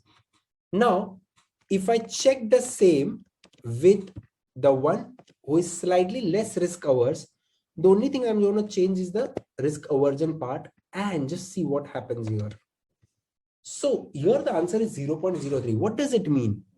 That for this portfolio with this risk and return, how much is the utility that the less risk averse guy gets is 3%. But the more riskier averse gets only 6%, and that too negative. Are you getting me? So in order to convince the first one to invest, I will have to provide him or her with more returns, only then they will invest here, otherwise not. Clear? Yes or no? Yes. So if I probably increase the returns, let's say to 20 or 30%, let's say I increase this to 20%, my return expectation, then let me see what happens. Then I get 0.03. Let me put 22%. Then I will get probably more. So the question is that in order to convince this risk averse guy with 4 risk aversion, I have to offer him how much? 21% instead of 12%. Are you getting me? Only then he will have par utility with the other one. Are you getting it? Yes or no? Yes. Right now, he's not convinced in the first investment because he's relatively getting less utility. But it's not that I'm going to compare A with B. I'm going to compare somebody with 4 risk aversion with 2. No, I'm going to see for that 4 risk aversion, what are the different investment, and out of that, which is the one which provides him with highest utility. So let's check for investment number 2. What's the difference here?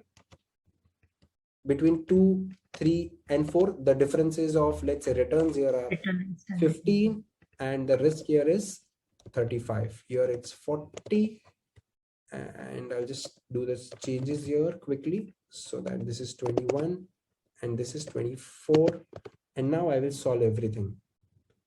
Okay. So we have to check something. And the same I will do for this guy. So everything is same except the utility. Sorry. So my utility will here be 2, 2, 2, right? Now, what is that you have to check? You have to check and tell me for the one which has risk aversion of 4, where is the maximum utility? Which investment gives him the maximum utility? Which investment gives him the maximum utility? First one. Investments. First one. Investment number 1 gives maximum utility for the one with risk aversion of 4. Am I correct? Yes. But for the one with risk aversion of 2, where does he get maximum utility? For your simplicity, I've highlighted that. He gets maximum utility at investment number 3. Am I correct? So the one which gives you maximum utility may not always be the same. It changes due to your risk aversion. Is that clear? Are you understanding the utility concept here? But what if someone is a risk neutral? What is important for a risk neutral guy? Higher returns, irrespective of the risk. Important, right? Risk is not important. So which one gives you highest return? Investment number 4. Are you seeing that or not? I have no idea. Investment number 4 gives you highest return, and that's why that investment will be highest utility for risk neutral investor. Risk lower investor gets highest utility at highest risk. Coincidentally, for him also or her also, here the one with highest utility will be investment 4. So the difference between all the portfolios is not about risk and return. It's about the utility of all of these guys. And based on that utility, you will choose which one is best for you. A risk averse guy may choose something completely different from a risk neutral or a risk seeker guy. And within that risk averse also, not everyone will choose the same investment. They will choose based on where they get maximum utility. Is that clear, everyone? Right? Yes. Now, based on the utilities is what we create a graph for all the investors, and that's called the indifference curve. All the risk return combination on this graph provide you the same utility. All the risk return combination, all the points on this graph, they all are risk return combination and they all provide you the same utility. Therefore, the investor is indifferent between choosing any combination. She's fine with choosing any combination on this graph. That's why it is called indifference curve, because it gives you indifference utility. Clear or not? Yes. Everyone clear with what is efficient frontier, what is utility function, what is indifference curve? Indifference curve is the different combination of risk and return which gives you the same utility for a particular client. But for a more risk averse investor, she would want to be compensated with more returns to achieve the higher utility because they are more risk averse. Clear, everyone? Now, you must be wondering that how am I going to use this utility in terms of portfolio? So that's what the time is. We are now going to apply the utility concept in creating the portfolio's biggest, formulas or biggest concepts till date. And that's where now in the efficient frontier, which type of asset did you focus on? Only the risky assets, correct? But now I will combine a risky asset with a risk-free asset. When I combine a risky asset with a risk-free asset will give you return equal to let's say government bonds or T-bills, right? But will they have any risk? No. No. So that's the reason why I was helping you with the calculation. So let's focus on this graph here. Tell me one thing, if you are 100%, I want you to be alert here. If you are investing 100% in risk-free asset, where should I be at? I should be at this point at RF. What happens at point RF, guys? My investment is 100% into risk-free asset. Am I correct? Yes or not? Yes. That's why if you check, the risk is 0 and the return is still there, isn't it? Clear? Yes or no? Everyone just check it out. Yes. Now, this line that you see, on that line, just focus on point X. Point X is the point where 100% of your money is in risky asset. Where is it? Risky asset. So let's say that risky asset is stock I or portfolio I. So at portfolio I, what is the returns that you will get? E of Ri.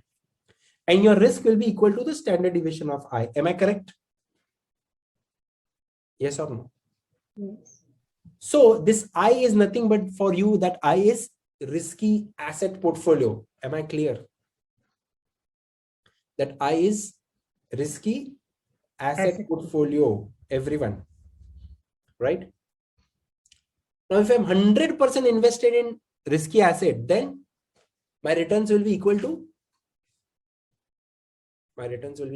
expected return of Ri, and standard deviation will be equal to standard deviation of I. Am I clear? But in reality, what people do, they always have some combination of their money in risk-free asset and risky asset. Is that clear? So what is this line made of? You see this line? You see this line which starts from risky asset, a risk-free asset, and goes towards the risky asset. Do you see this line? This line is called a combination of two things. This line is a combination of two things. What? Come on. Combination of two assets. Risk-free and risky. Risk-free asset and risky asset. And therefore, this line is called CAL. What is it called as CAL? What is CAL? Capital allocation line. It tells you how are you allocating your capital. Are you putting everything into risk-free asset or in risky asset, or you are splitting between them? Everyone clear? So let's say if you are at this point. So at this point, are you invested completely into risk-free or completely into risky, or there's some combination? Combination. So let's say this is 70% I've invested in bonds or deposited in, let's say instead of bonds, I will say deposited, or you have lended, right? You've lent the money to someone. That is also investments, right? And 30% is in, let's say, equities. Clear? The more and more I go on the downside towards risk-free, my lending will become more. Yes or no? Yes. Here I will do the inverse based on the diagram. 30% is in bond and 70% is in equity. The more and more I go downside towards the risk-free, my lending will be more and my investment in equities will be less. But the more and more I go on the RA side, my lending will be less and equity investments will be more, right? Everyone? Yes. What happens beyond point X? What happens beyond point this? An interesting thing, and only few of my students will be able to answer this. Beyond point X, what happens? Yes, anyone? Beyond point X. Beyond point X, my more than 100% is in equity. Let's say 120 is in equity. And how much is, am I lending anything? No, I'm rather doing borrowings. Are you getting me? So beyond, at point X, how much is your investment in risky asset? 100%. But beyond X, can you increase the risk-free investment? Yes, but not by lending, but by borrowing. Now we'll talk about this at later point. But I don't want you to focus on this now, borrowing and lending. Ignore it. What is this line denoting to you? This line denotes you what? Combination of two assets. Which assets? Risky and risk-free. That's the reason why this line is called capital allocation line. Everyone with me? What is capital allocation line? Now read this. If only these two assets, which are two assets, risky asset and risk-free assets, are available in the economy, and the risky asset represents a market, then the line is called capital allocation line. Market or portfolio or anything. Everyone, correct? So what does the capital allocation line represents? It represents portfolio available to the investor between the risk-free and the risky assets. Is that clear, everyone? Right? Now here, what is the slope? By the way, what is the slope? What do we call it slope? Slope is sensitivity. Change in y-axis due to the change in x-axis. So what is the change in y-axis? Can you see that? The change, without change also you get something. What is that? Without the change in risk also you get something. That is called intercept. Intercept begins at 0.0. How much do you get without change in risk? RF, risk-free. I'm very, very unhappy with everyone. Without change in the risk also you get risk-free, right? Do you get, even if the risk changes, does it happen anything to risk-free? Risk-free is by default. Without taking any risk, you should at least get risk-free, isn't it, everyone? Yes. But the more and more risk you take, the more will be the returns beyond the risk-free. So the change between expected return and risk-free, divide by the change in the risk, is what we call a slope. So this expected return minus risk-free, divide by the change in your stock's risk. That is what we call as slope. Slope is the sensitivity. Clear, everyone? Now, when I combine these two, I get expected returns. What is the expected return formula? Check it out. RF plus slope into the independent factor, which is the portfolio risk. So whenever the portfolio risk will increase, what will happen? As and when I increase the portfolio risk, what will happen? Because of my sensitivity, my portfolio's return will also change. But will my risk-free return change? No. No. That should give you how much should you expect from a portfolio. That's called expected returns. Everyone. So expected return is a combination of two things, intercept and slope. Intercept tells you the return that I expect even without taking risk, RF. And the slope tells me the more and more portfolio is riskier, the more and more I want returns, and that change or that sensitivity of return is slope. Is that clear, everyone? Which two assets am I combining here? Which two assets am I combining here? Risky and risky. risky and risk-free. So the simplest application, now we are focusing on the application of utility theory, is when you combine a risk-free asset and a risky asset, but you know risk-free asset has zero risk and no correlation with risky assets. So when you check out risk, you remember the example that I did? When you check out for risk, the risk is only equal to the risk of risky assets in the portfolio. Risk-free asset do not have any risk. Is that clear, everyone? So the risk of the asset is less than the risk of the overall portfolio because you added now risk-free assets. Deep, do you remember you were saying me that the returns are lesser, but the risk is also lesser because now I've added a risk-free asset in the portfolio. Is that clear, everyone? Yes. So my risk and return both will go down with the inclusion of a risk-free asset. So now I know that risky asset is what I want to invest, but I'll make a combination of that with risk-free asset, and that graph, that different combination set is called capital allocation line. So what happens when I combine a risk-free asset with a portfolio of risk-free asset? Let's see that. The expected return on the portfolio is the weighted average of expected returns on both risky and risk-free, correct? But the risk is dependent on three things. Can you tell me the three things? Portfolio risk is dependent on weights, individual risk, and joint risk, which is correlation, interrelation. But when you are combining a risk-free asset, the risk of risk-free asset and the correlation will become zero. Clear? So therefore, what is this capital allocation lines? What do you think of these capital allocation lines? They are, what is capital allocation line, guys? I just told you all, they are combination of two things. Risk-free and everyone.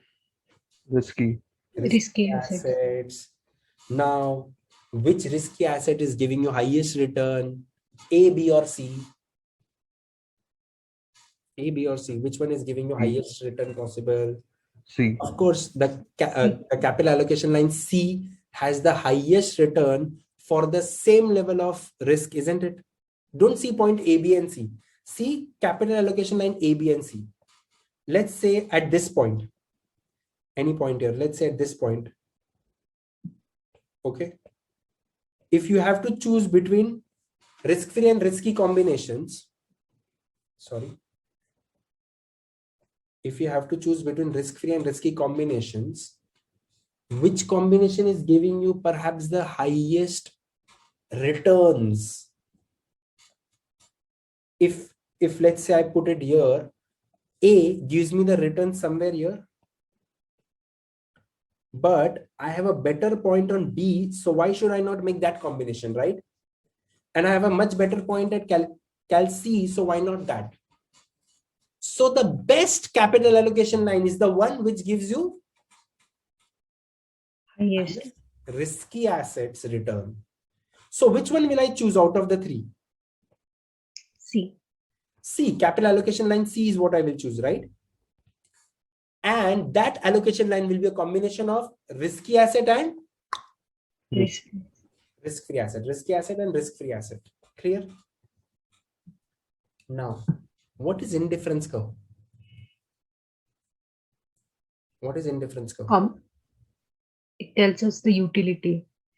It tells you the utility, the one which gives you highest utility. So will all the let's say I am an individual investor, I will have different risk aversions. Let's say if I have different risk aversions, all the risk aversions will give me different utility, correct? Am I correct? Yes or no? Yes. So if I take different indifference curves and plot them on capital allocation line, it becomes something like this. This is capital allocation line, right? A combination of risk-free and risky asset. Now, if I put indifference curve on this is what happens. Do you see this? What do you notice from this? What do you notice? This straight line is Cal. Let's say this is the best cal that you have chosen. This is the best cal that you have chosen. Okay. So these are various combination of risk-free and risky assets. On this, you plot that curve which gives you maximum utility. So which is the one which gives you maximum utility? Curve number 3, 2 or 1? 2. Well, of course, they all provide different utilities based on different risk aversion. But the one which matches the capital allocation line is the best one. That happens at point M.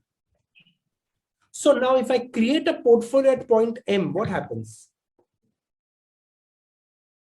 What will that portfolio have? Think. What will that portfolio have? That portfolio will be a combination. Will that portfolio be 100% into risky asset or 100% into risk-free? Combination. Some combination, right? Because it's in between. And does it meet the utility criteria? Yes. It does meet the utility criteria. Yes. So at this point, what I get is the return and the risk equal to this point. So here, let's say my expected return and the risk of the portfolio, or let's say the security or whatever that is. This is what is going to be one of the ways of finding best combination with best utility. Best combination with, guys, best utility. So now tell me, read this and try to gauge it. Which one of this portfolio should be chosen by an investor? The answer lies in combining two things. What have I combined here? Two things, guys. Indifference curve, which provides me utility, and capital allocation line, which provides me combination of risk-free and risky assets. Utility theory gives me utility function or indifference curves for an individual, and capital allocation line gives me the set of feasible investments. Overlaying individual indifference curves on the capital allocation line will provide us with optimal portfolio for that investor. This tells you for this particular investor what should be the best portfolio. That portfolio should be at point M. Why? Because it meets what criteria? It meets the criteria of investor's utility. Is that clear, everyone? Now, check it out. Comparing all, what do you get? The capital allocation line consists of combinations of feasible combinations of risk-free and risky assets. Points below the cal, which is the point N. Focus on N, right? Point below the cal may be attainable. You can achieve that. But why would you go for that when you already have a better point M? Isn't it? Clear? So can you be at point N? Yes. But at point M, you get more returns for the same unit of risk. Then you would climb it up or not. What do you say? What is better, N or M? M. M is better. M, mango. Why? Because it provides you with more returns for the same unit of risk. Is that clear or not? No? Let me know if no. Don't tell me after 15-20 minutes.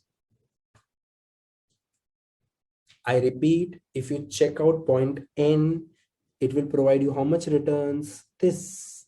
But point M provides you more returns. Naturally, what is better for an investor? Point M is better. M. So all the points below point M, this point M, are not feasible for me because I have a better combination.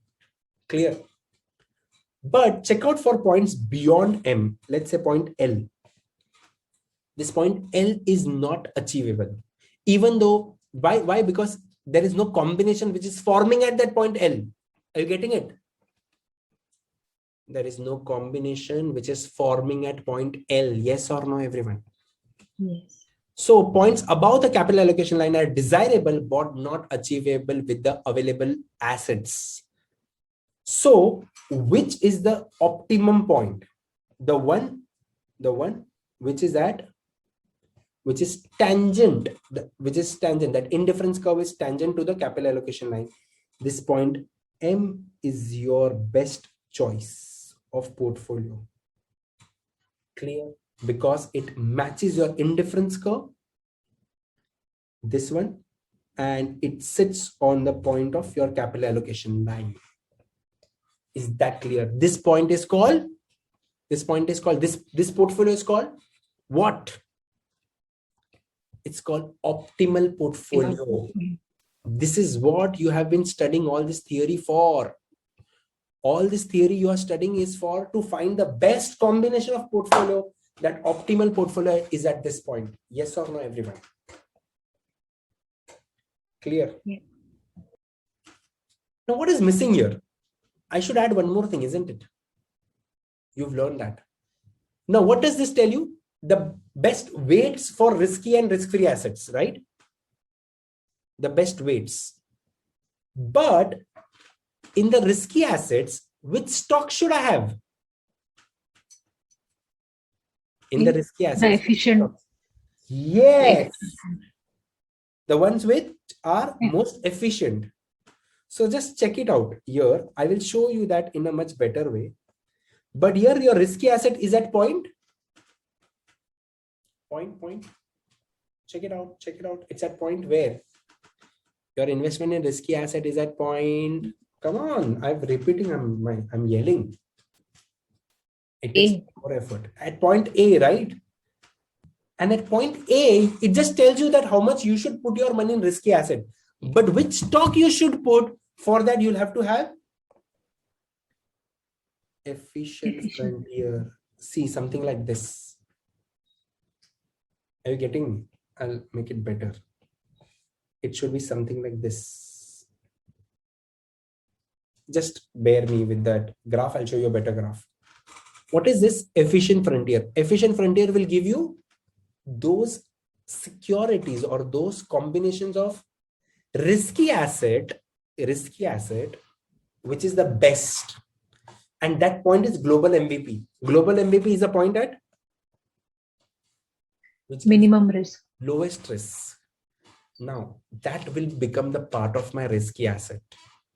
Now those securities will become part of my risky assets. And when I combine the risky asset with the risk-free asset, that combination is capital allocation line. But which combination should I choose? That will be decided by the ones which gives me maximum utility, that is indifference curve.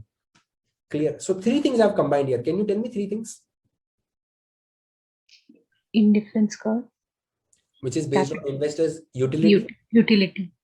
Second. Capital allocation line. Which is a combination of risky and risky assets. And efficient frontier. Efficient frontier, which will tell me the best securities, which should be the part of risky assets, isn't it? Yes. Clear. Now, just hold on before you'll ask me any doubt. My explanation is not complete. I have to give you all so many things out here, step by step. So before you'll ask me any doubt, what is capital allocation line? It's going to tell you quickly everything I've written here. What is capital allocation line going to be?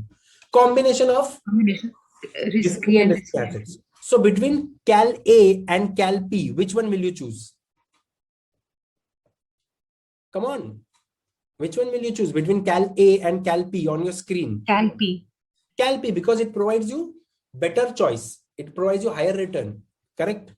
Yes. And in that, which securities will you choose? Those securities which fall on the efficient frontier. Am I clear, everyone? Yes. So point A is also on the efficient frontier. Point P is also on the efficient frontier. But point A falls on Cal A. Will I choose that? No. I'm not choosing Cal A. So I will choose the one which is tangent to Cal P, and that is point P. Is that clear, everyone? Yes or no? Yes. Yes. But I will not choose point X. Why not point X? Because that does not fall in my capital allocation line. Clear? So I will not choose A because I have a better outcome in Cal P.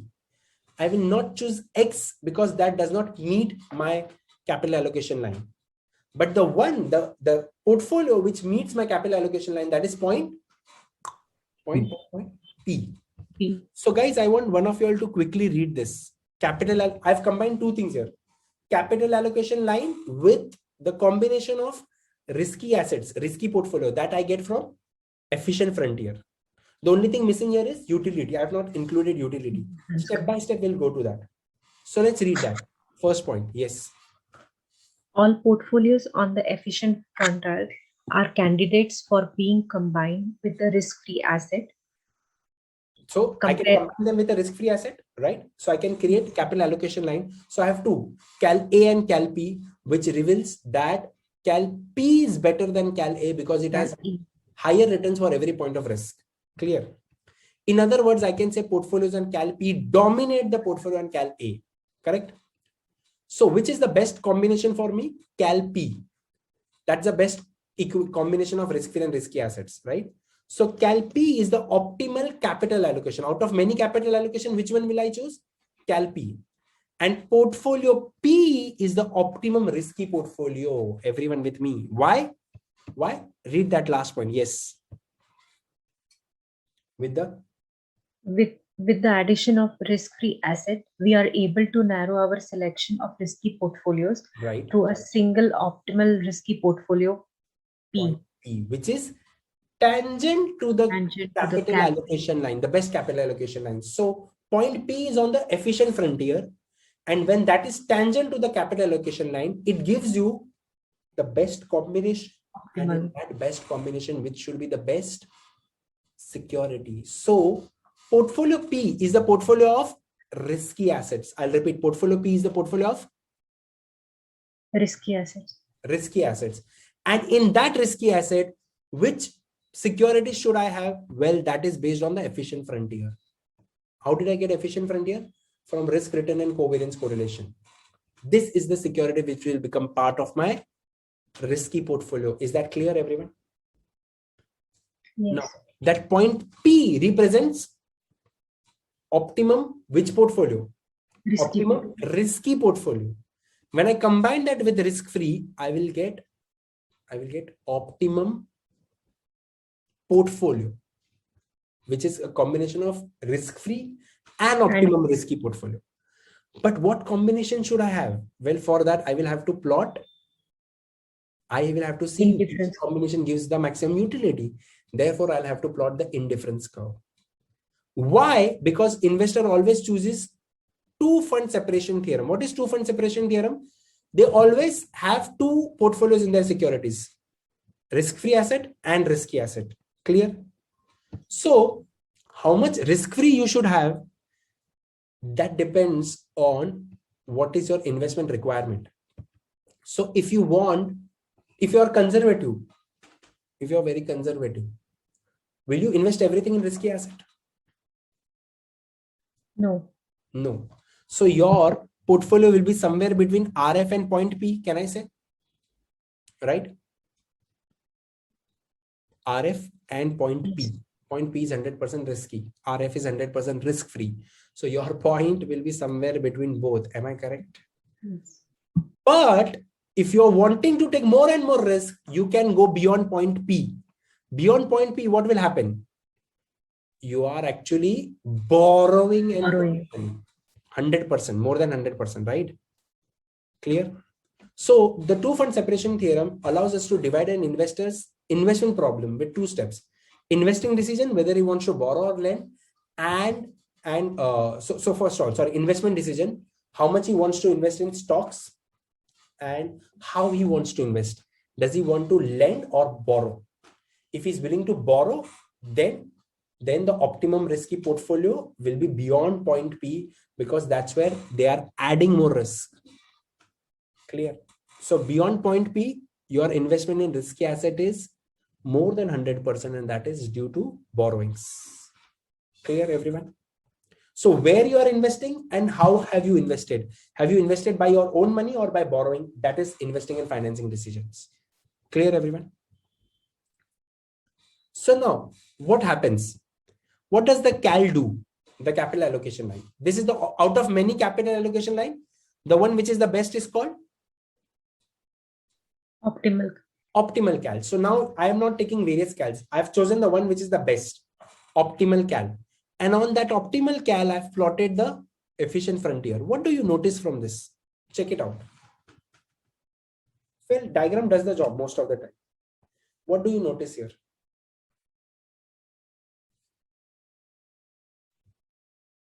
Nothing. What's happening at point P? It's an optimal risky Investment, right? investment. Yes. And that is probably going to give you, that's based from efficient frontier, that's going to give you the best returns for that point of risk, isn't it? Best returns for that point of risk. So can I say point P is, I will name it as optimal risky portfolio. Clear? Everyone? Yes or no? Point P is optimum risky portfolio. But I know I'm going to put some part of risk-free asset also. Now, what is that combination I have to put? I don't know, because I have not plotted the indifference curve.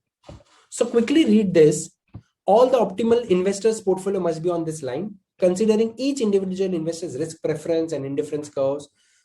See, based on your preferences, your indifference curve will be different. Not the stock's risk and return. They are the same. The stock's risk and return is the same. It is just based on the investor's utility. I will have to select the combination. If the investor is more risk averse, then I will have to go on the downside to the south towards more and more investment in risk-free asset. Risk-free assets. If the investor is less risk averse, then I can have more and more investment on the risky asset. Now, I don't know what is the best suitable thing for the investor. I will have to check that with the indifference curve. But tell me, for portfolios beyond optimum risky, beyond point P, how can you make portfolios beyond point P? Can you make them? The borrowings. By borrowings, are obtained by borrowing at risk-free rate, that is buying on margin, which is done through derivatives. Therefore, individual investors' risk preference determines the amount of financing. So, based what combination you want or what optimum risky portfolio you want, that is based on financing. Between P and F, are you borrowing or lending? Between P and F. Lending. This is point F, by the way. Between everyone, between P and F, Lending. you are lending. But beyond point P, if you want to invest, then you are borrowing. Clear? Yes. Now, I will find the optimum portfolio by plotting the indifference curve on this. Yes, that is called optimum investor portfolio. It's not only risky, but it is optimum portfolio.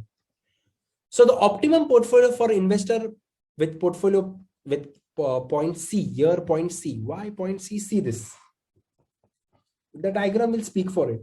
At point P, what happens at point P? 100% investment is into Risky assets. That I got from the efficient frontier, right? Yes. At RF, point F, my 100% investment is into risk-free asset. And there are various combinations on the cal. Clear?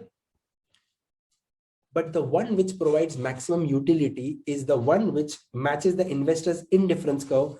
That is point C. What is point C, guys? Point C is my optimum investor portfolio, which is a superb combination of risk-free asset and optimum risky portfolio, which satisfies my investor's utility also based on his risk aversion. Is that clear? Everyone? Yes. What do you notice? Is point C completely invested into risk-free? No. No. Is point C completely invested into risky? No. No. It is some combination, and that combination is based on the investor's utility, the investor's perception about risk. Clear. Everyone. Right? So, I want you all to read this now and connect it with the diagram. I'll just narrow it down so that you all can see it. The optimum portfolio for investor is point C, which is tangent to the indifference curve. Among the available portfolios, the selection of each investor's optimum portfolio depends on their risk preference, which is based on their aversion, right? So I get to know investors' perception about risk from the indifference curve. Indifference curve with higher utility than the one lies above the capital allocation line. So their portfolios are not achievable. Why? Above the capital allocation line, their portfolios are not achievable because they may provide me higher utility, but we don't have such combination. And curves below the indifference point are providing you less utility. So why would you go for that? Are you with me on this? Yes. Everyone? So which is the optimum one for me? Thus the optimum portfolio for the investor is one where with the indifference curve at point C, which is tangent to the indifference curve. So the combination of cal, which is tangent to the indifference curve, that will give you optimum portfolio. Is that clear? Yes. Right, everyone? So here, see that the location of an optimum investor portfolio depends on investor's risk preference, which is the combination of risk-free asset and optimum risky portfolio, and his utility. At point P, I'm 100% invested into optimum risky portfolio. At point F, I'm 100% invested into risk-free asset. But beyond point P, if I go beyond point P, then I'm doing borrowing. This investor's indifference curve is at point C, which is below point P. Now, let's say if I have a less risk averse investor, his indifference curve maybe here also, That is possible. His indifference curve point may be beyond point P. Then I will have to do borrowings for him. Is that clear, everyone? Yes. For the investor that I'm looking here, the investor is risk averse. Therefore, the investor is not willing to take more risk. Therefore, you have somewhere between risk-free and risky assets. So, three things here. Indifference curve will give you utility, which is your want satisfaction aspect, which is what you are ready to accept. Cal will give you combination of risky and risk-free assets. Now, in that risky asset, which is called as optimum risky portfolio, is based on the efficient frontier. Everyone clear with me? Yes. Right. That's what optimum risky portfolio and risk-free asset gives you optimum portfolio. Clear, everyone? So now tell me one thing, the best aspect of portfolio management. Can I add securities and reduce the risk? Yes or no? Yes. Yes. By default, I can add security and reduce the risk. Clear? What if I keep on adding more and more securities? See, what is the portfolio formula? It becomes, let's say there are n number of securities. All of them have equal weights. See these assumptions. This is an hypothetical assumption, okay? To prove something. All of them have equal weights, 1 by n. The variance and covariance as the average variance and covariance. So everyone has same risk. Assume that. And correlation between all of them is also same. Just hypothetically assume that. Right? For some simplicity. Then your portfolio risk formula is this. It becomes this. Why this? Because let's see this. How do you find the portfolio risk formula? Can you tell me? Weight of A square, variance of A, weight of B square, variance of B, and so on, right? Now tell me the risk of everyone is same. I have assumed your risk of everyone is same, right? Clear? So if there are n securities, n into risk of everyone will be this. Correct? Yes. Yes. And what will be the weights of all? 1 over n square, isn't it? Weight square. Correct? Clear? So if you check out the first term here, guys, the first term, which is risk of all the securities. So I'll have variance into n into weight square. What will this become? If you cancel it out, what does it become? it becomes variance upon n. Do you see this first part? Yes or no? Yes. Yes. How about the second part? How many combinations of covariance you need? You realize that from here we had done, let me go to the quants part. Combination of covariances, combination n minus 1 by 2. You use that function in your calculator, NCR. Correct? You remember this? How many combinations of covariance or correlation you'll require? Correct? So that's why you have how many combinations you'll require. See this, you'll require n minus 1 by 2. These are the number of combinations of covariances or correlations you'll require, everyone, right? So if you take correlations, these are the combinations of covariances. If you take correlation, you will do this correlation into standard deviation of 1 into standard deviation of 2, which is the same. So I'll do variance square. Clear, everyone? And how many such stocks do I have? How many stocks do I have such? Everyone. I also multiply with weights. Do you remember? 2 into weight of A into weight of B into correlation AB into standard deviation of A into standard deviation of B. You remember weight also we multiply. So I will do 1 over N into 1 over N. Weight of all will be the same, isn't it, everyone? Yes or no? Yes. Yes. Now see what the formula becomes. N gets cancelled. N gets cancelled. This N get cancelled. And I forgot, we multiply everything with 2. 2WA, WB into combinations of covariances into or correlation into standard deviation. So what will eventually happen is that the 2 will also be cancelled out. So what are you left with? You're left with, sorry, I've cancelled both N. I should just cancel one N. One N on the top and one N on the bottom. So now you're left with N on the denominator and N minus 1 and correlation and variance square. This is what you're left with. Clear? Okay. Everyone with me?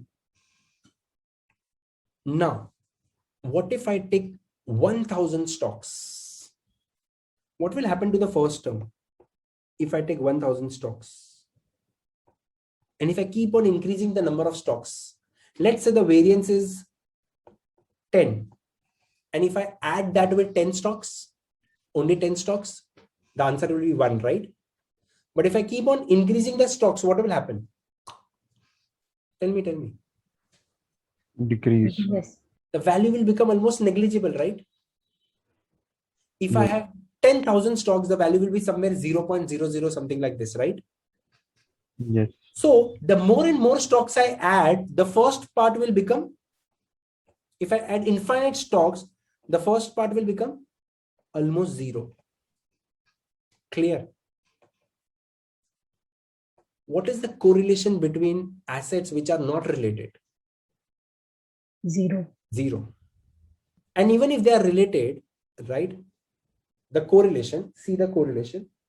There will be some correlation between, let's say, very minor correlation. Okay. Whatever that correlation is. What about N minus 1 by N? If there are, let's say, 100 securities, it will be 99 by 100. If there are 1000 securities, it will be 999 divided by 1000, right? So that is going to be closer to 1, isn't it? So the first part will be closer to 0, the second part will be 1, and then what is remaining? What is remaining? Correlation. Correlation. What am I trying to prove here? That when you add n number of securities, what gets out from the portfolio risk and what remains? Correlation.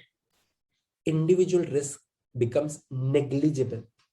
Individual risk becomes negligible. Only the joint risk becomes more important. And guys, if the joint risk, if the correlation between securities is 0, then the entire portfolio risk will be 0. Isn't that, everyone? Yes. So now read what is written here. as the number of assets in the portfolio goes up, the contribution of one asset's variance becomes negligible.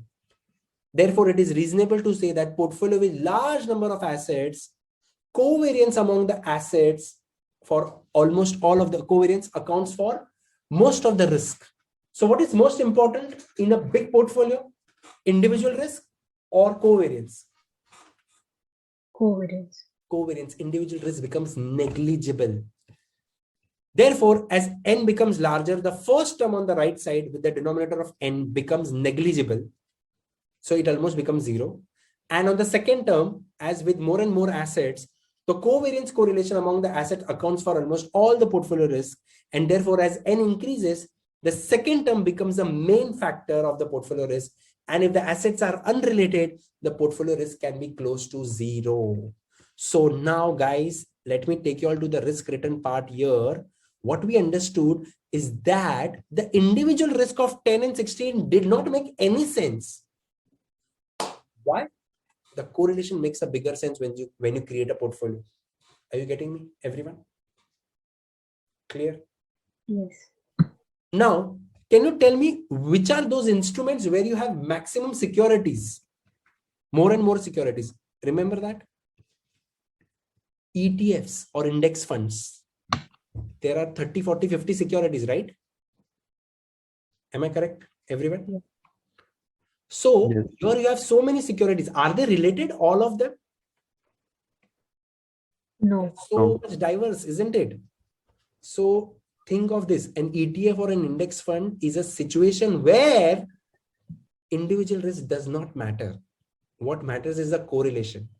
If you are in a country where the index has variety of stocks, then you're almost entirely diversified. That's what passive investment is, diversification. Are you getting now why the risk gets reduced? I've proved that mathematically also, economically also, and with the logic here. Clear, everyone? That's why people invest in portfolios rather than individual stocks, because what gets rid in a portfolio? Individual risk gets out in the portfolio, and only remains is the joint risk, which is correlation. And if that correlation is less than 1, which naturally will be less than 1, you're definitely going to see the wonders of diversification. Clear, everyone? Understood? So what should you do to reduce your portfolio risk? Diversify. No, I understand. Even your parents understand, my parents understand diversification. But what's the difference between them and you? You know how to do diversification. Well, before joining CFA, didn't you knew that you had to do diversification? Of course, we all knew. Of course. Yes. But after this session, you are going to tell me what that diversification goddamn is. Sorry, but now I'm very much charged up. So what that diversification is, when adding more and more securities, More and more securities. whose correlationship is less. Simple. So adding more and more securities is not going to increase your risk if their correlation is less than 1. It's rather going to reduce your risk. Clear? Teach this to everyone. Correct. You know what? This was also the concept of democracy. In democracy, you have people with same mindset or different mindset? Different mindset. Different mindset. The correlation between them is hardly anything. And if they all can stay together, even if they are individually very sensitive, but if they all can stay together in a country that's more stable than a non-democratic country, and just check it out in the world, except few exceptions, you can check out, there may be small issues in a democratic country, small volatility in the portfolio, but overall your portfolio is much diversified. It is if it has securities with different combinations and different correlations. So the more and more diverse people you have, the better it is for the country portfolios. Am I correct, everyone? So the power of diversification lies in correlation. Let me now focus that. How do you exactly do diversification? First of all, now you know. What do you need to do? You need to not only have different color of ice cream, but you need to have different flavor of ice cream. Clear? That's what I say diversification. Diversification is not having different colors of ice cream, but different flavors of ice cream. So diversification is one of the most important, powerful concepts because investors, we all are risk averse. We are interested in reducing the risk, but we don't want to reduce the returns. Clear? That's what modern portfolio theory is. That's why Harry Markowitz got Nobel Prize in economics. Clear, everyone? So how can we actually diversify? You can diversify between asset classes. Along with equity, you can add. Come on, tell me a few asset classes. Bonds, real estate, alternative investments, hedge funds, private equity. Real estate. You will add those assets whose correlation is low. Plus, in order to reduce the risk, you can also invest in passive funds like index funds. Why? Exchange traded funds or index funds, because they naturally are diversified. Clear? They are well diversified portfolios. Third, you can also add not only stocks from your country or securities from your country, but also from emerging economies, developed economies, and so on. That's called country or geography diversification. Clear? Everyone? So why? Because their economy may be completely different from your economy. Am I correct, everyone? So countries are different because industry focus, economic policy, and political climate is completely indifferent, and they may not be highly correlated. So you can also add emerging market securities. Clear? But definitely one thing is for sure that they say, do not buy your employer stock. Why? Because you remember that Enron case which I told you? Everyone? What happened in that case? People lost their retirement and savings and also lost their jobs. Clear? So do not invest in the employer stock. These are the basic things. Am I correct, everyone? Yes or no? Yes. So evaluate each asset before adding to the portfolio. So every asset that you add in the portfolio, what are you going to check? Are you going to check the risk? No, you're going to check their correlations with the existing portfolio. Isn't that, everyone? Yes. Right? So every time we add a security or an asset class in the portfolio, we should recognize that there is a cost associated with diversification. See, understand, when you add a security, definitely you want to see their correlationships, but you want to check that they may reduce the risk, but are they adding returns also? Well, for that, you need to check a ratio called Sharpe ratio. Sharpe ratio this is the William Sharpe ratio. Sharpe ratio is something that we had done in quants also. I'll recollect that. But Sharpe ratio, just for your reference, we are going to do that in the later topic. Sharpe ratio is portfolio return minus risk-free return divided by the risk. You all can note it down. It is portfolio return minus risk-free. That is called excess return divided by risk. So if the Sharpe ratio is greater than 1, it tells that portfolio is giving more returns than risk-free for every unit of risk. Clear? So when you see the portfolio Sharpe ratio, let's say the portfolio Sharpe ratio is 1, but now I'm adding the new security. So its Sharpe ratio should be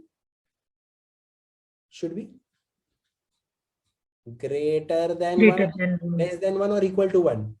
Greater than 1. If it is equal to 1, why add it? If it is less than 1, definitely don't add it. Is that clear? The other ways of managing your portfolio or diversifying your portfolio risk is taking insurance. Insurance can be taken by investment in different type of assets, by having securities of negative correlation, or by simply adding a stock or a security which goes in completely opposite direction. Like most of the people do insurance by adding gold in their portfolios or adding put options. We'll see about what put options are in derivatives. They go in opposite direction to your stock. So adding a gold or a put option will definitely help you insure or hedge. So insurance is nothing but hedging, which is diversification. So all these things will reduce your portfolio risk. Am I clear, everyone? Correct. So now you know how to create the optimum portfolios for which you will combine. What will you see, guys? Risky and risk. You will see. Now you have to use the words. Come on. Now there should be a difference between you and the amateur guy on the street. That's what CFA should be. Now you cannot say me risk-free. You know that things. You have to make the combination of risk-free and Optimal of that. capital allocation line. In that capital allocation line, you have to have optimum risky portfolio, which is found from efficient frontier, the one which is tangent to the cal, right? Yes. But what combination of risk-free and risky asset I should have, that will be decided by the risk aversion of the investor, which will given to me by the utility curve, which is the indifference curve. So the one where the indifference curve connects to the cal is the best combination of optimum risky portfolio and risk-free asset. Clear, everyone? And what is risk? How can I diversify with the risk? Well, I can diversify with the risk by adding more and more securities, or by diversifying through different geographies and different asset classes and all. Is that clear, everyone? And how do I select the best securities? I have to select the one which are on the efficient frontier, which are on the west side of the global, on the eastern side, on the right hand side of global minimum variance portfolio. And these efficient securities I got from the best combination of risk and return and covariance and correlation. And in order to calculate returns and risk, I need to see the past returns. And past returns I can calculate of a portfolio. If they are a single period, I can do AM and GM. If they are multiple period, a single period, I can go for holding period. Multiple period, I can go for AM and GM. And if there are multiple cash flows, I can use MWRR and TWRR. Everyone with me? This is the flow of entire topic that I've covered. Everyone. Anyone has any doubts with respect to this topic? If now, you can ask me. If later, you can ask me in the next session. Anyone has any doubts with this topic? Everyone cleared? Go ahead, read this topic entirely. I've spent the entire day perhaps in this one topic. Let me tell you, if you, and I don't want to compare, but I just want to tell you, if you go to other sessions, you will find 3 or 4 topics finished in one day. In 4 or 5 hour session, 3 or 4 topics will be finished, because people don't explain that this is theory. The reason is that I probably don't believe in that, and I feel that you need to know what you're doing and why you're doing. So that's what this topic is. Everyone clear? Yes. Yes. That's it from my end. Go ahead, read it, and trust me, now the effort that you'll require in reading is going to be very small. This will be freezed in your head forever. I can tell you with my commitment that this will be freezed in your head. This concept of diversification will blow your mind, and this is what you're doing CFA for. So enjoy reading this topic. We'll meet in the next section with another topic, and whatever you have doubts, you can let me know. I'm here, or otherwise we'll meet in the next topic, in the next section with another topic. Otherwise, if you have no doubts, thank you so much for today's session. Enjoy your day and see you in the next section. Bye-bye. Thank you. Yeah. Thank you. Yeah. Bye. Take care. Bye-bye. Yes.